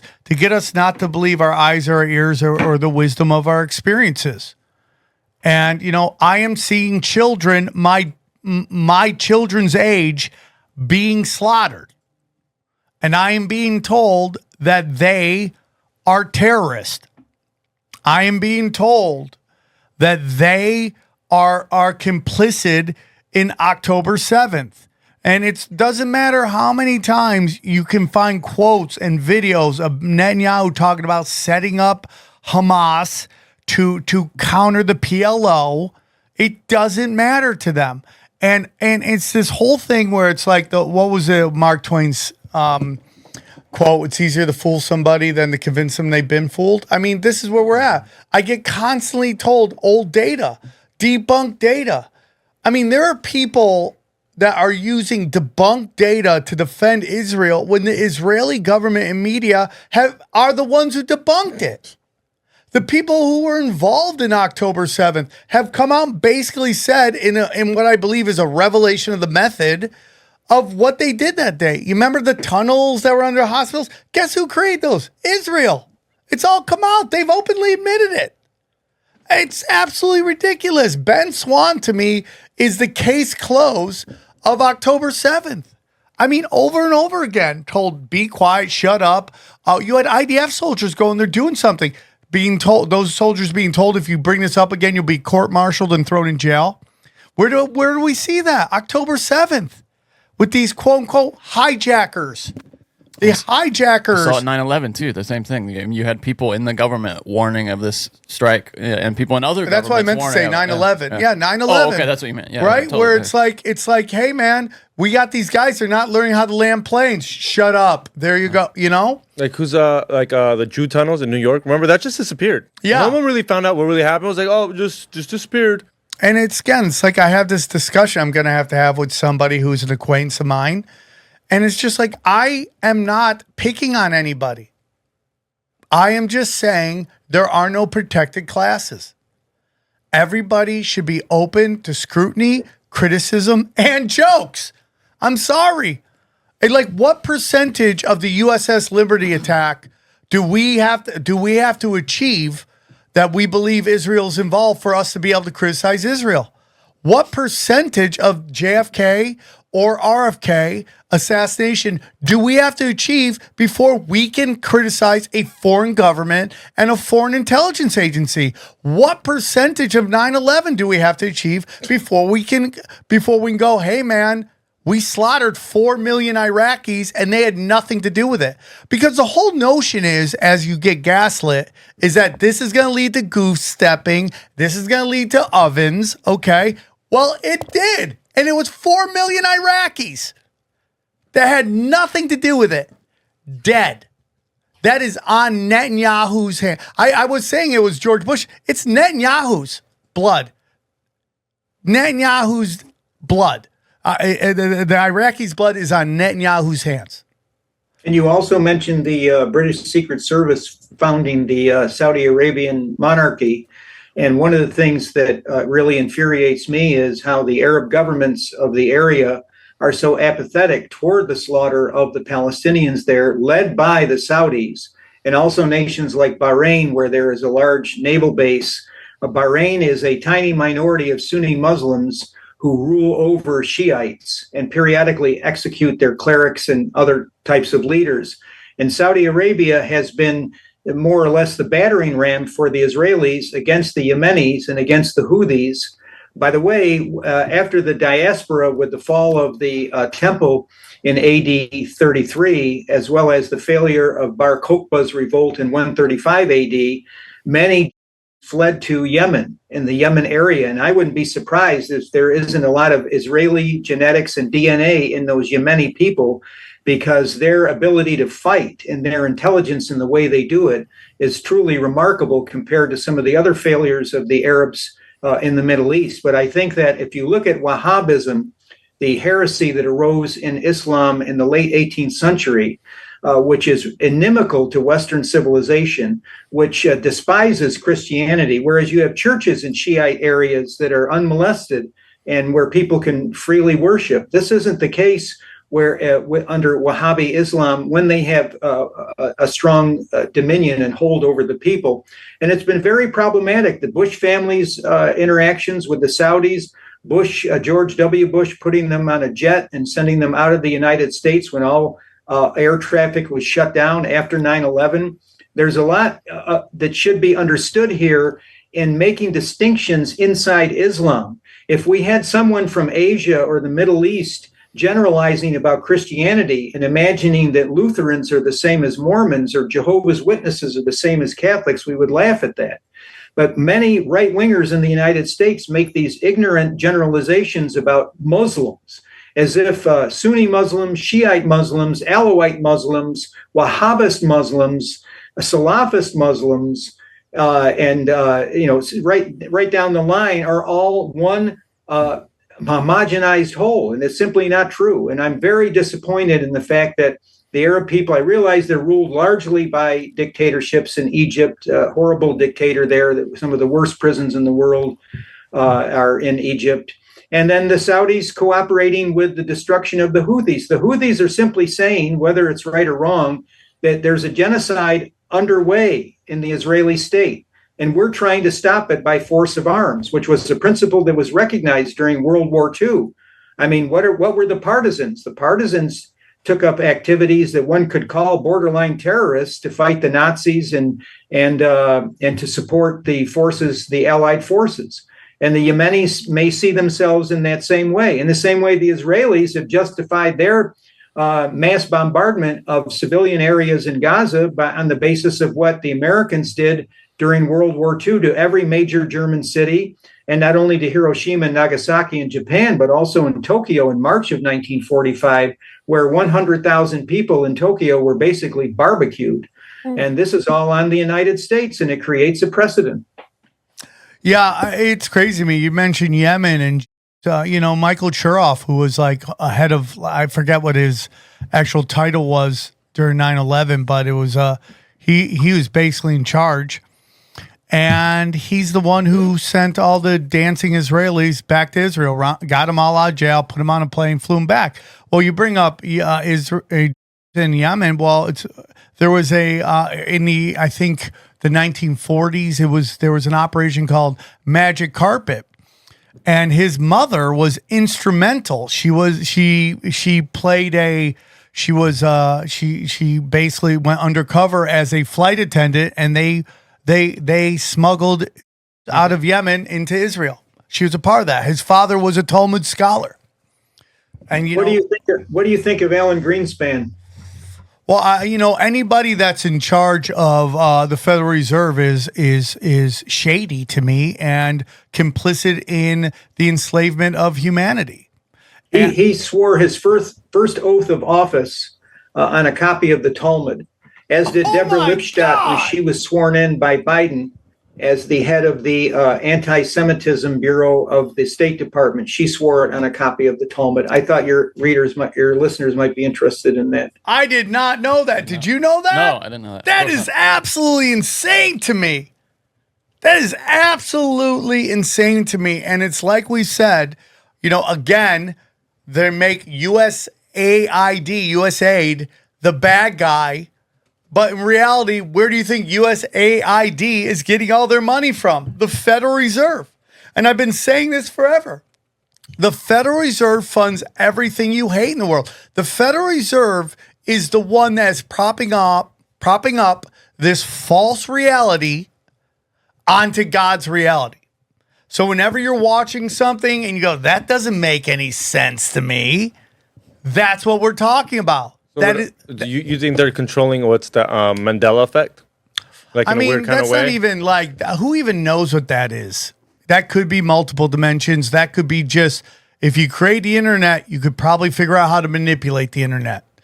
But in reality, like when you're like seeing drag queens reading to kindergartners and you go, that doesn't make any sense to me. That's what we're talking about, because we get into all that stuff's funded by USAID.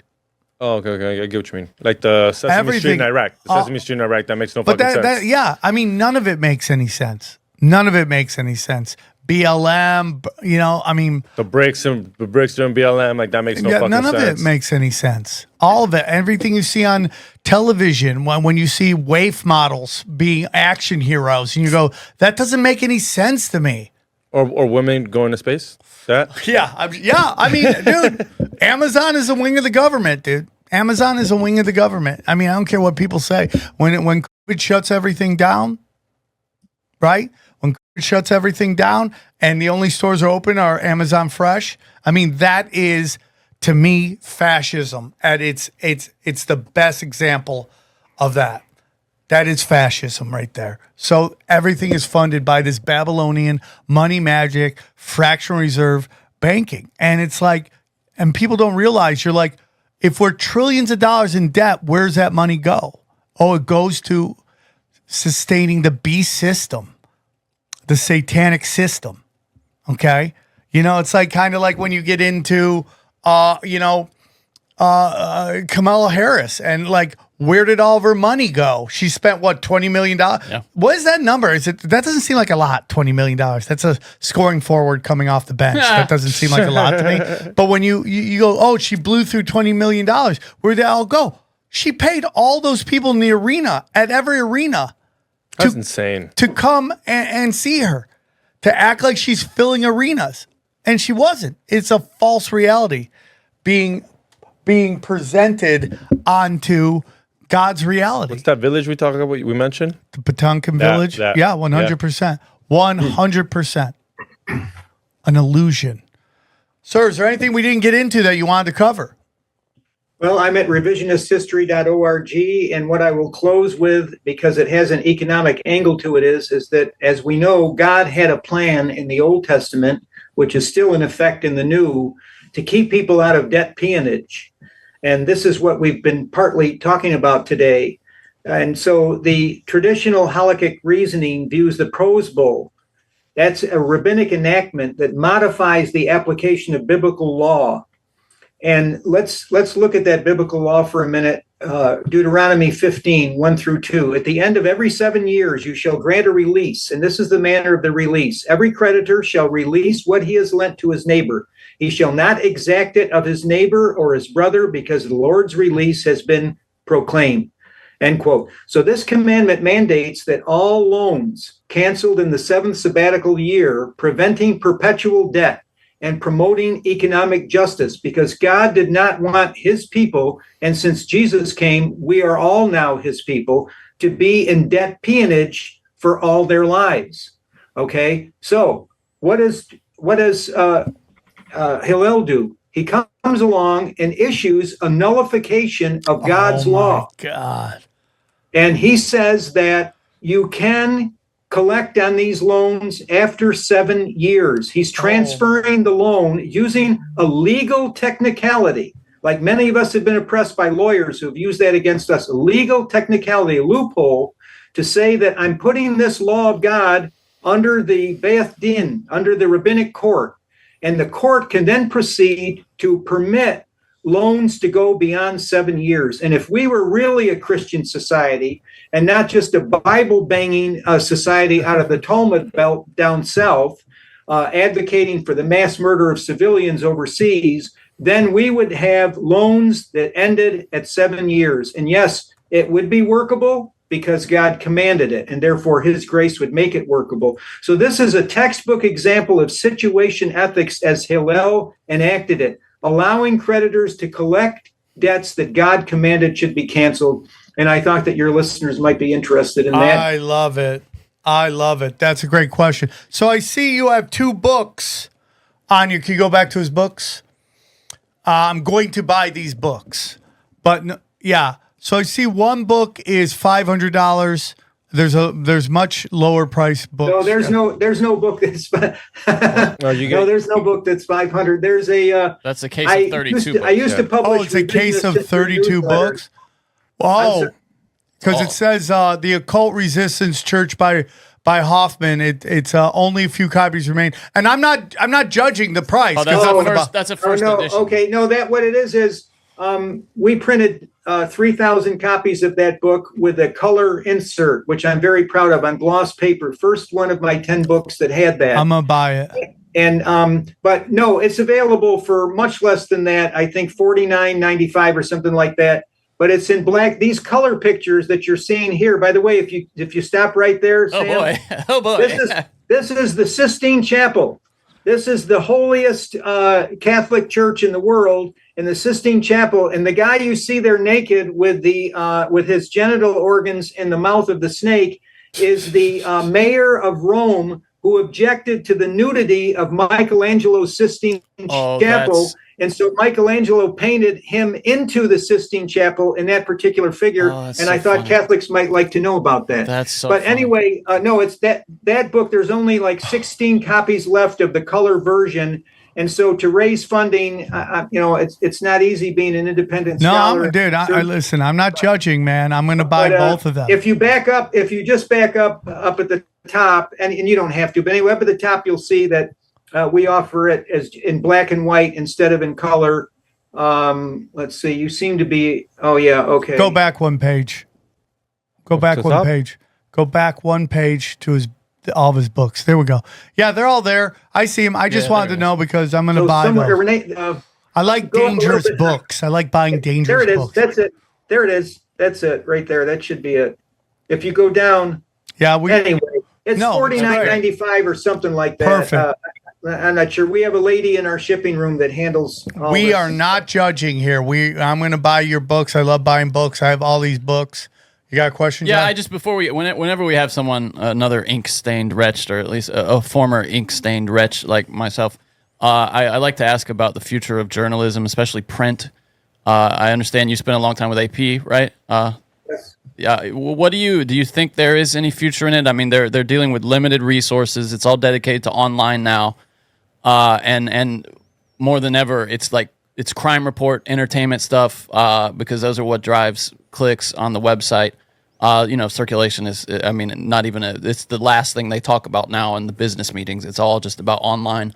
I'm curious, what do you think, if you were someone now, especially like we have a lot of young people that listen to the show, coming out of college, and you had an interest in journalism, how would you pursue it? Would you set up your own shop? Because I always thought there was a value, especially in journalism, to the apprenticeship model, where you learn at the feet of someone, a veteran reporter and then an editor, that you looked up to. But it really, the opportunities for that are so few now, especially if you want to pursue investigative journalism. I'm curious if you have an opinion on that. I think that journalism is alive and well online, on X, on Sam's show, on other programs. But you started out talking about printing, right? The printed newspaper. And I think that's a large topic, but I think that it always is superior, like receiving a letter by first-class mail and having that tactile substance right in your hand where you can't really ignore it. Yes, you can throw it in the junk mail pile, but if it's first class, it may not be junk pile. If it's handwritten, it may not. Right. And you're looking at it and you're sort of confronted by it. Whereas email, it's easy to ignore.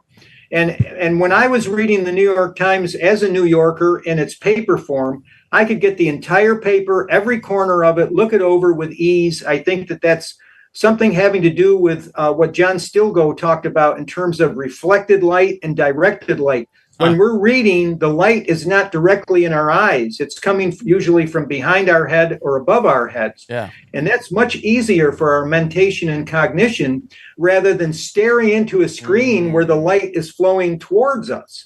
Most of the movie theaters, as you know, in the old days, the light was reflected over our shoulders. So there was sort of an organic aspect to that. So I unfortunately only read the New York Times now in digital format because they've concluded their distribution of the Times in North Idaho, but I much prefer the printed edition. I think that we get more out of it. Having said that, I work with texts, both printed. I have an extensive library, more than 3,000 volumes of printed books, but I'm also using Kindle because I have to scramble to get this information. I hate to say that I'm rushed with all these labor-saving devices. I used to live among the Amish, and they didn't have any labor-saving devices, and they had all the time in the world. We've got all of them. We have no time. It's God's revenge on modern technology, I guess. But no, absolutely read books. And if you want to be a great writer, read the great writers, Charles Dickens and people, Mark Twain, people of that caliber. There's no substitute for that. And to have the book in your hand, I think, is a much more fruitful, holistic experience to have it on screen. But either way, let us expand our minds short of this entire videodrome psychedelic world that they're pushing on us. Let's learn to read, first of all. I mean, I really wonder to what degree is the young population semi-literate, which is another issue. Yeah, it's a big issue. They've spread parents so thin right now. It is so hard. And then, there's just so much going in on that. So, well, and think about the generation that's going to come up with AI, where they can. I mean, every answer is at your fingertips, and you'll have it read aloud to you. I mean, I'm ashamed to admit, my interaction with AI now is mostly over voice. I talk to it, talks to me, while I'm doing other things.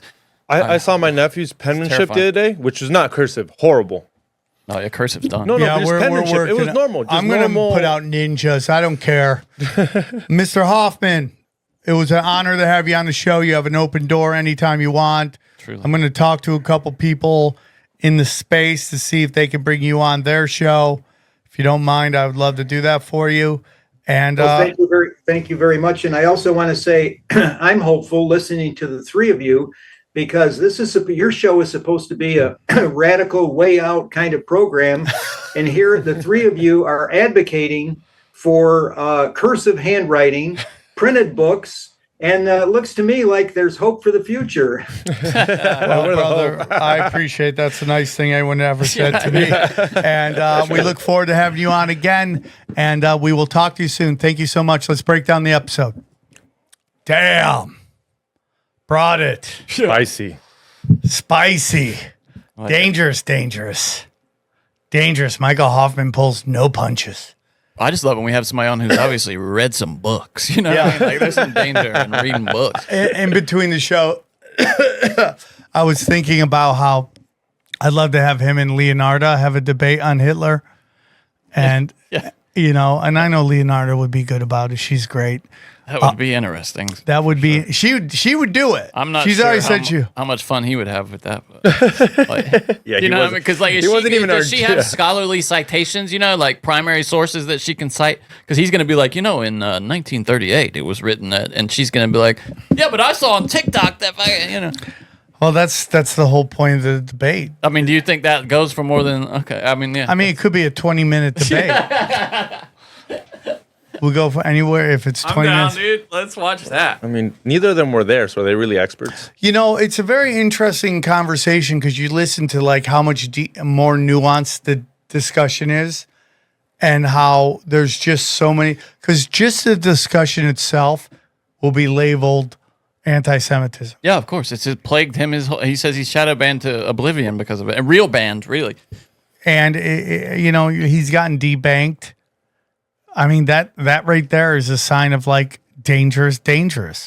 When you start getting into that, even though I think today that discussion is way more acceptable than it was before, which is the argument that people throw at me when I go, you can't criticize a certain group of people. They go, you can, it's everywhere. I go, but they're literally creating laws to stop you from saying you want to boycott Israel.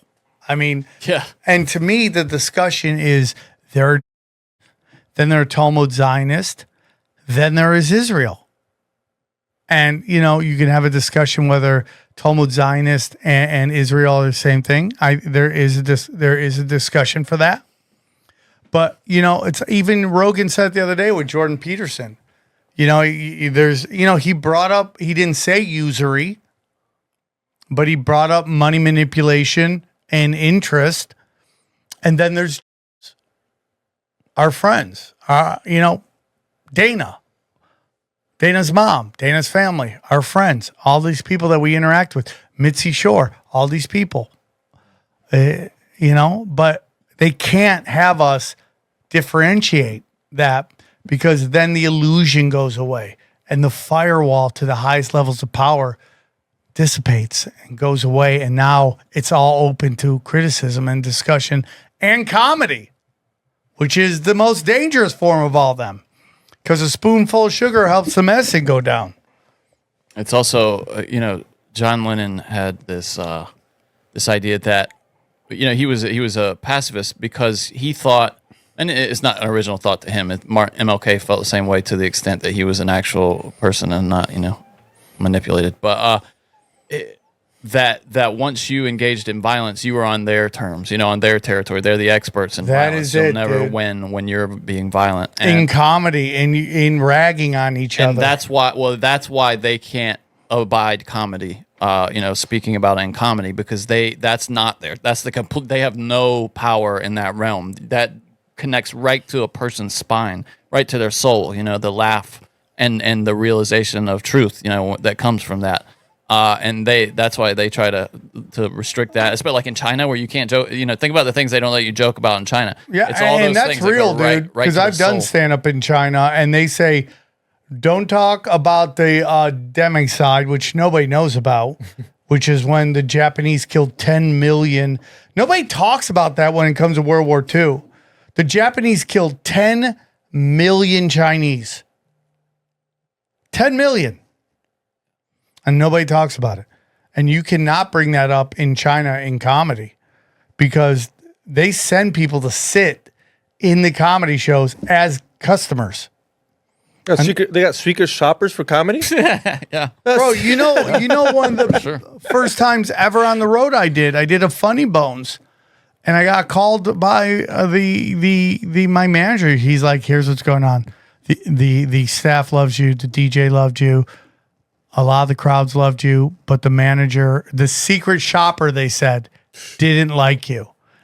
And I don't think that was real. I think that was this guy named Doc, who's probably drink himself into a grave by now. But and what was but they liked the feature who was busted by Steve Trevino, which is hilarious because Steve Trevino jacks jokes all the time, and Steve Trevino busted him doing Brett Ernst's lemonade joke about black people, how they order pink lemonade, and how funny that joke is. They go up an octave, right? Like, oh, you got pink lemonade, it's like bang, Yeah. Wait up. I was going to ask you, did they tell you what would happen if you talked about those topics in China? Or was it just kind of like, just don't do it? No, dude, it's literally China. Dude, an official of the Chinese government can come to you and go, we have to take your building, and you can't do anything about it. That is communism.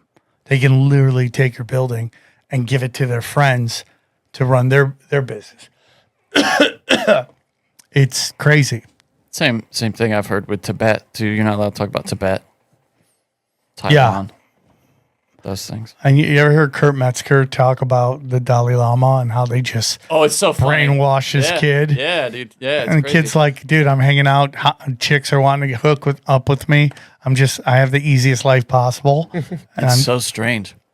It's so strange. All these Dalai Lamas are just kids they took and convinced them that they were gods. You know what I'm saying? It's like nuts. But the whole point is you're not allowed to talk about that stuff. Yeah. And because once it takes roots and it just starts to fester, you can't control it. Well, and think about all the movements that have been led by just one charismatic speaker. There's some that have actually happened that were grassroots, believe it or not, that weren't influenced by government. And I mean, yeah, I mean, it just takes that, and that's what comedy is really is just speaks right to the soul.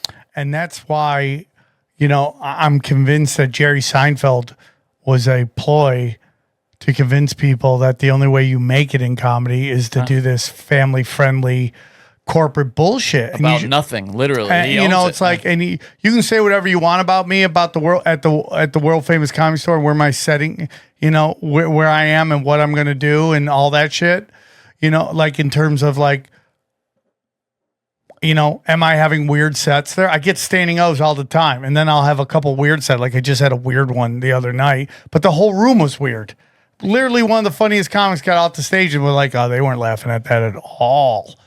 And whatever that is, like these young comics, they're all great writers. They're really great writers. They have great form. They have great structure. It's all corporate. It's all corporate comedy.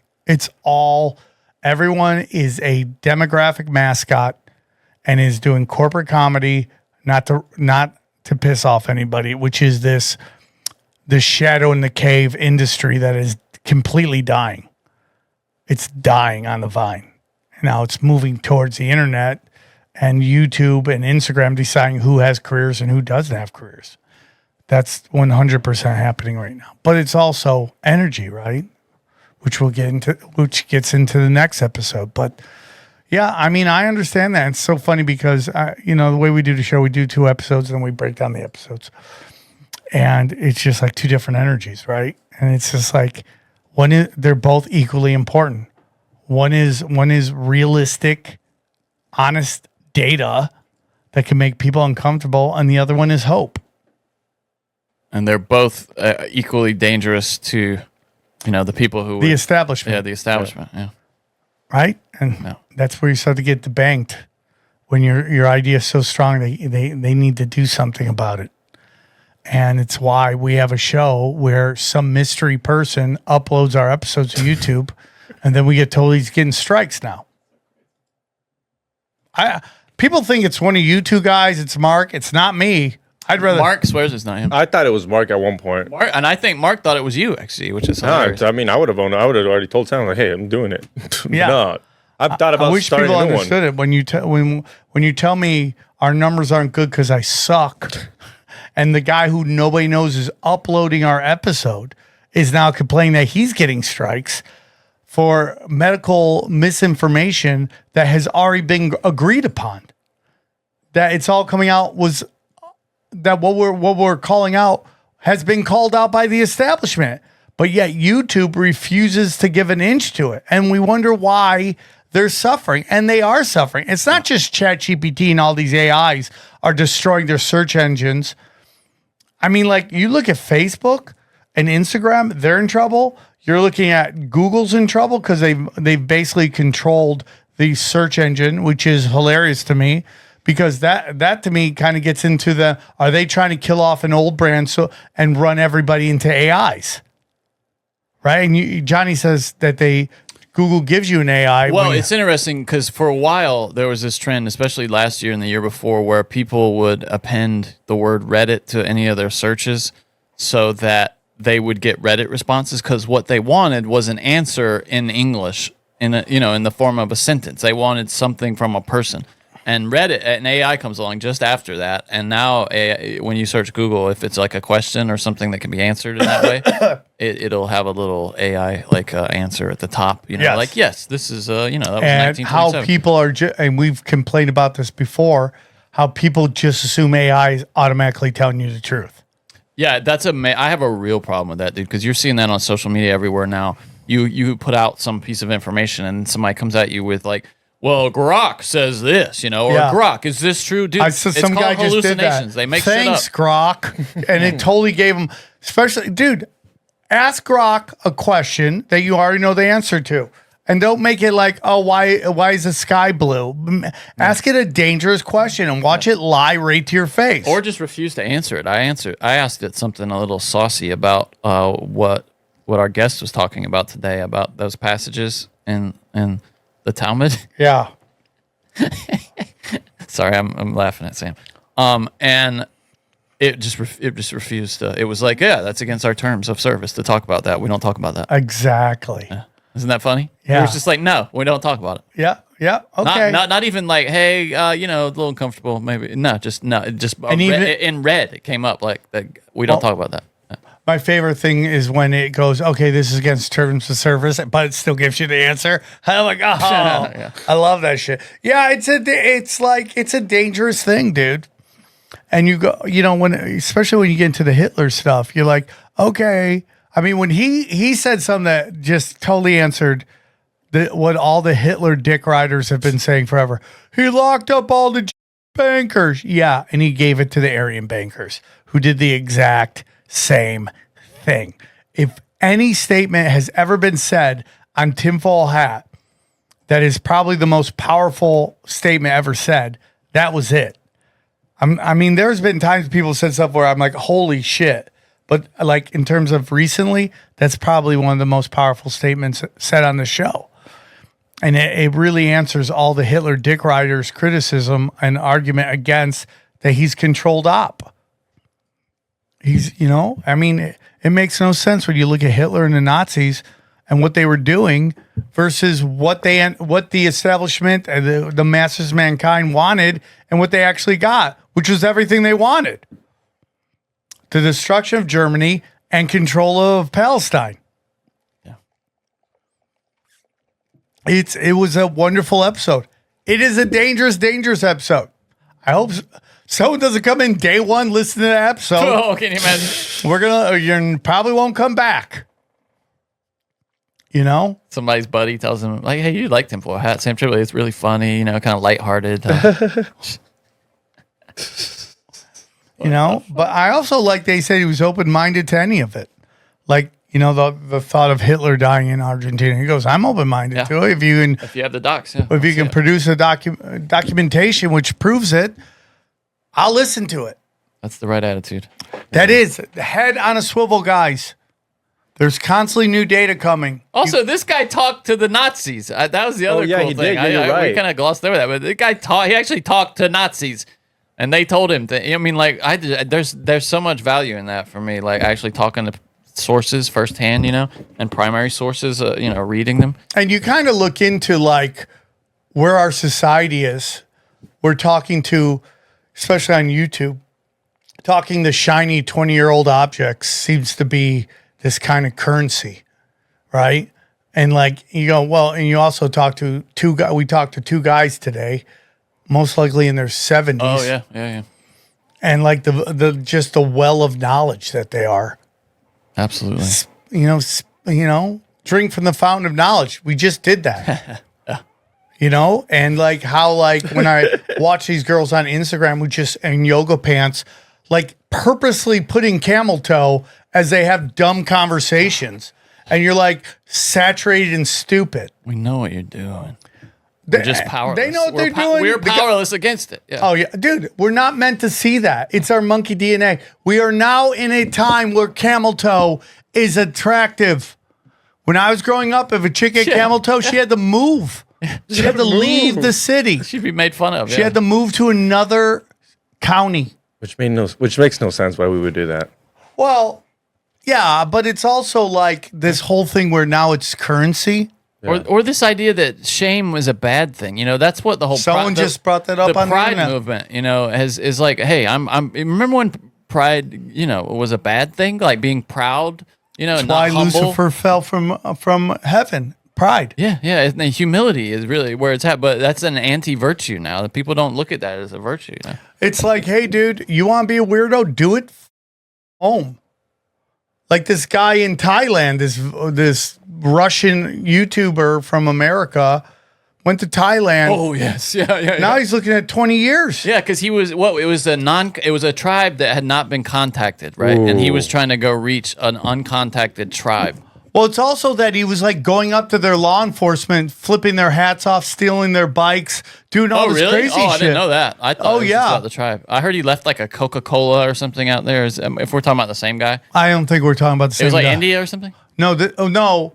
This is a guy who was in Thailand. Oh, okay. And was purposely going there to be like, look how crazy I am. No, okay, India. Let me see if I can find the one I'm talking. India YouTuber, uncontacted. It's the same kind of thing though. Yeah, just the arrogance. And he's also Russian, which is weird. Okay, his name is Mikhailo Viktorovich Polyakov, and he left a can of Diet Coke and a coconut as an offering to this uncontacted tribe called the Sentinelese. I think it's like off the coast of India or something. But yeah, he's trying to be the first. And this is a place where people have gone missing in the past. Of course. People trying to reach them, like missionaries and stuff, just come up, gone, disappeared. Yeah. They probably ate them or something. I mean, yeah, probably. And this guy's out there trying to probably like white meat's the best meat. bring him Diet Cokes. I mean, like, what the hell? you remember the movie, The Gods Have Gone Crazy? Yes, yeah. And he's just trying to get them back their bottle. Yeah, those are funny movies. Those are great movies. This is from a different time. So dangerous, guys. I hope you guys enjoyed it. These are the shows that you turn into tinfoil hat for if you go to samtripoli.com. So we hope you enjoyed it. If you go to samtripoli.com/events, you can get dates to my shows. Burbank, California, The Revival is back. Bellflower, the Stand-Up Comedy Club, Cleveland, Ohio, Hilarities. There will be, hopefully, by the time you read this or hear this episode or watch this episode, Pittsburgh will be on the 14th. The 14th of June. Eddie, myself, we'll see if Scaredy Cat wants to go. We will be in Pittsburgh having a great time, seeing good friends back. And San Diego has moved, so those dates don't. We're just figuring out the weekend. We'll have a go. So go to samtripoli.com/events. The website is fire. Listen, I've been talking to all these people. Everyone's freaking out about censorship, shadow banning. It's real. That's why you got to get your own website. And if you go to samtripoli.com, you get all the good shit. You get every one of my free episodes are there, both audio and video, and my premium content that I'm trying to put up 3 episodes a week. We're talking deep conspiracy rewinds. I did one from the guy from Andy Hurt, I believe his name, from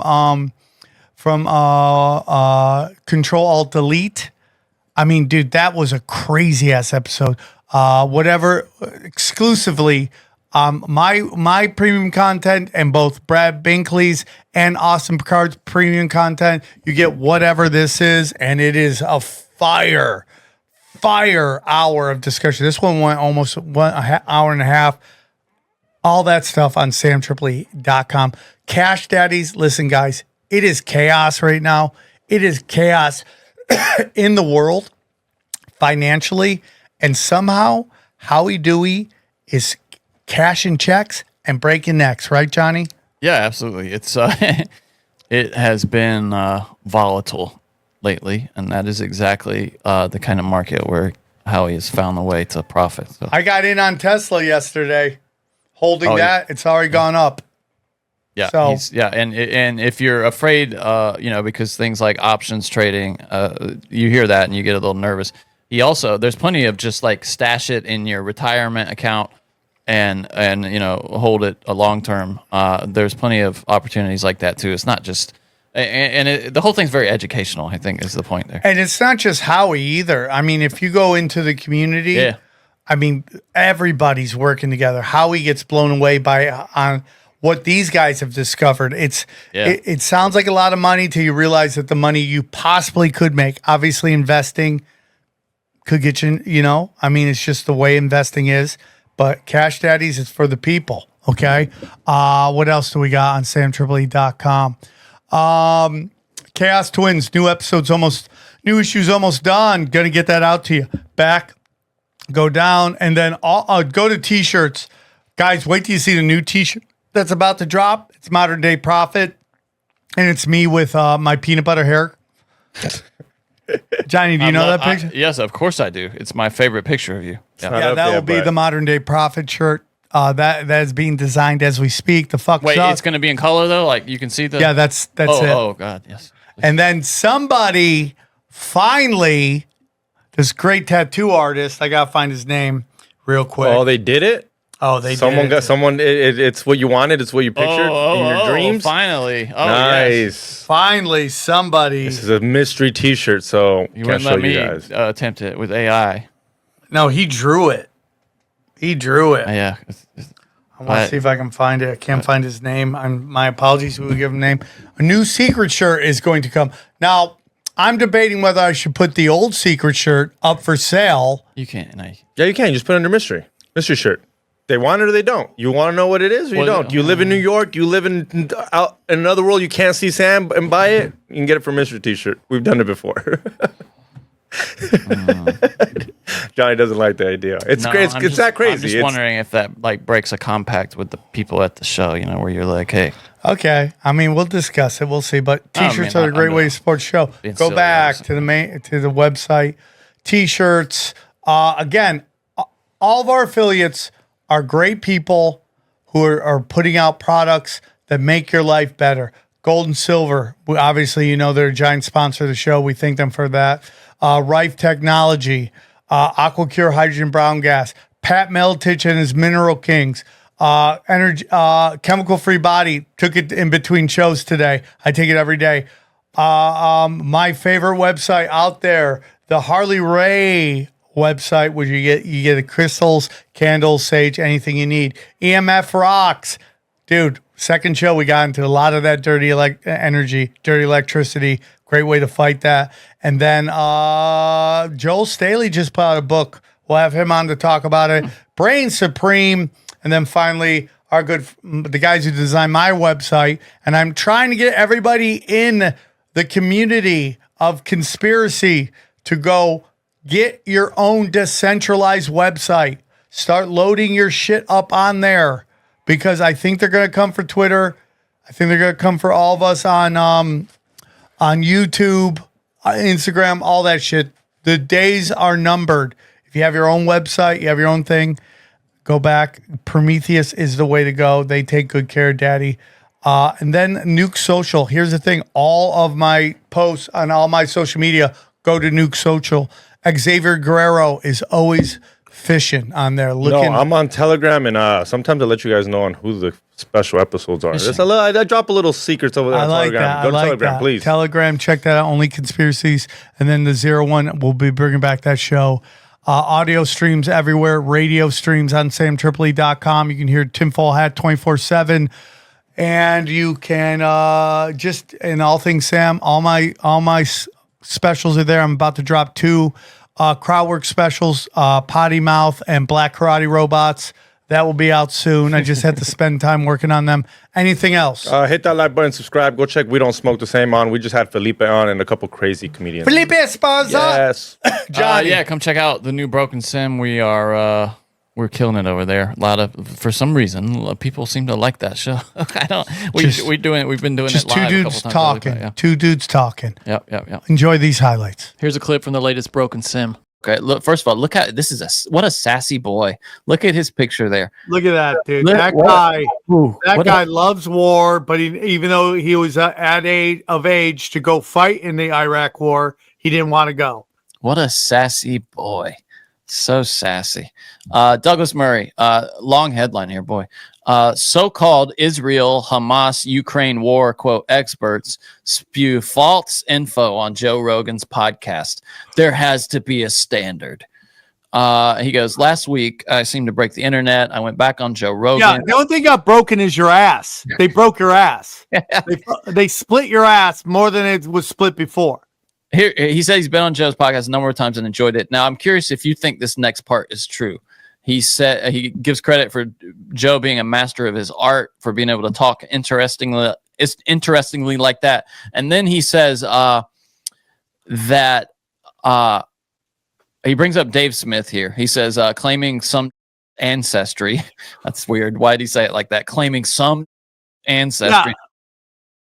Yeah. Just and rest and you got it, buddy. Come on, buddy. Ancestry. Yeah. The only ancestry that Douglas Murray has in him is his husband's dick in his ass. It took you long enough to get. I got there. It was worth it, dude. It was so worth it.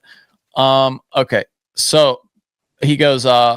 Specifically, Dave Smith has decided to spend his time going around the podcast world, sounding off about Israel. In the process, he largely cites people like him, people who have many views but no obvious expertise.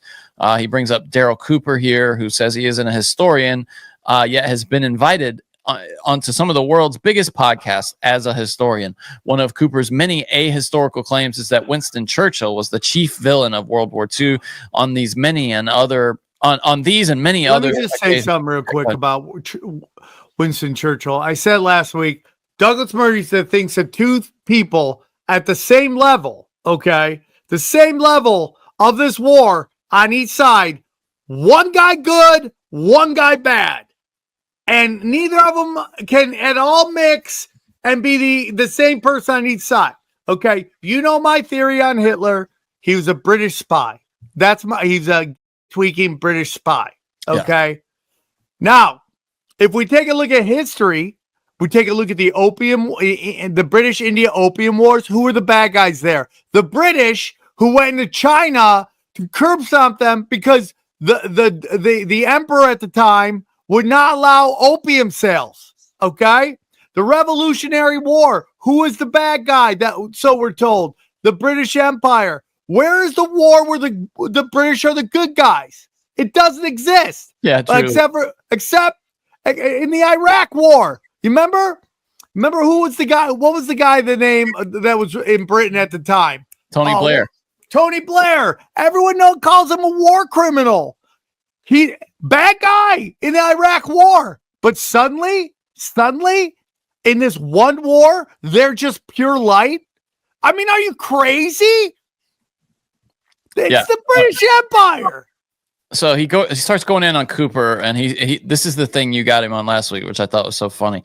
He said, when invited to debate the world's foremost living expert on Churchill last year, he declined, saying that he didn't know enough to go up against such a figure. I just think that's funny. He really leans into that accusation. So here's the part I'm curious if you think it is true, because it sounds to me like probably not true.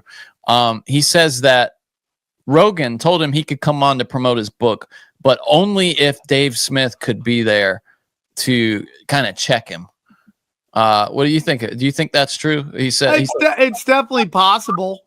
That to me just sounds unlikely. He says, but for my return to the show, the deal was that I could come on only if Dave Smith was once again in the studio, as if Joe did. And do you know what that says to me, Johnny? Yes. That he knows he took an L. And now he's like, I can only come on if Dave's there. It sounds to me like he knows he took an L. See, it sounds to me like he wanted to give, if he did this, I think he would have wanted to give Dave a chance to explain himself, because Dave was getting a lot of crap mainstream about the Churchill thing from the week or 2 weeks before. It almost rings to me like maybe he wanted to have Murray on with Dave to kind of give Dave a chance to exercise that idea a little bit, you know what I mean? Kind of work through it. And here's what he says, Douglas Murray. He says, I like a debate as much as the next Scotsman, but what resulted was more than a debate. It seems to have led to some kind of podcast world meltdown. The first reason was that from the outset, I challenged Joe on his choice of guests and why he had been giving a platform only to one side of a debate, and a very conspiratorial one at that. Yeah, so immediately defensive. So he sets off the tone. He sets this tone for what he's crying about right now. Yeah, right away. You set the tone, dude. You came in immediately, guns a-blazing, and the problem is you got outgunned. Yeah, and he even brings it up here. He says that experts have kind of had a bad couple of years. But he says it does not mean that a comedian can simply hold himself out as a Middle East expert and should be listened to Johnny, as if he has any body of work. He's obsessed with this idea of you having some status in academia. Go up. You just jumped the most incredible line I've ever seen go down. That's what I did. From the COVID lab leak to the Hunter Biden laptop, we have lived through years and years after which distrust of experts has become inevitable. But what he's trying to say there is he's trying to tag podcasters with the Hunter laptop, with the lab leak. And this is my whole thing when, you got... What do you mean by that? What I think he's saying here is that these experts have been horribly wrong, but that doesn't mean that we don't need expertise still, is what he's trying to say here. But Johnny, here's the issue with that, okay? Well, I know he's wrong. He's an idiot, but here's the issue with that. It's like the mainstream media where the experts are, okay, yes, he's saying it's inevitable. But listen to me, dude. The left, it's my problem with and I love him to death, Mark Maron going off about Theo and Joe and Tim Dillon having Trump on. Why he had Hunter Biden on? Yeah, it's so crazy, dude. Hunter Biden went on. The guy who everyone knows molested his niece, his dead brother's daughter. Oh, dear. Allegedly. I mean, like, what Allegedly. are you talking about? How are you comparing lies of the media to Dave Smith, who is right? And Dave Smith even said it. I was more right about, which is basically him cleaning that up in this after the podcast, Douglas Murray. Dave Smith said, I was more right. If you'd like to hear the rest of this episode, subscribe to Broken Simulation in your podcasting app or check us out at youtube.com/Sam Tripoli. Save the best for last. This guy comes in with the nod, walk, shuffle. This is a very rare move. Looks simple, but takes a preternatural sense of balance to actually pull off. I'm gonna have to give this 9.8 out of 10. We're working our way up, boys. Thanks so much for watching, and catch us again next week at Rate Your Nod. That's hilarious. Here you guys go. That's the nod god. And I've been watching him for a while, and I've been taking notes. You've been taking notes. Been taking notes. Because I'll be rating these fools now. I see them out. We live in LA. I'll see one. I'm like, well, that's an 8. Yeah. That's a 9.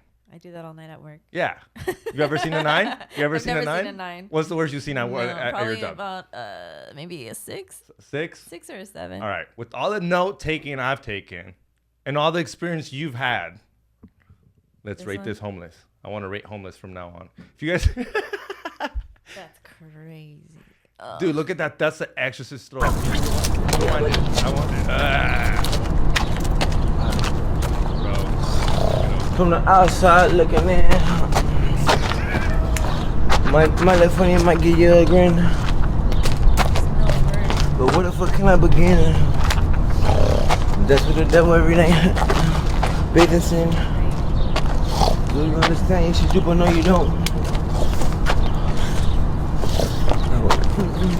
We swim, we afloat. We'll go. Find a friend with a boat. No, let me watch that throw up again. Wait. The way he throws up. Have you ever thrown up like that? Oh, I've been there. Oh no. Oh man. Oh my. I ain't need that. Okay, that's me. Oh God. Throw him in a crowd. You wouldn't even be able to tell.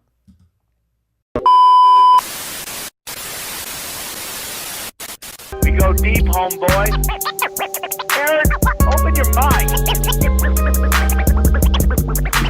Drink from the fountain of knowledge. There's lizard people everywhere. That's some interdimensional shit. Wake up, Aaron. This is only the beginning. Dude, you just blew my mind. Tinfoil hack.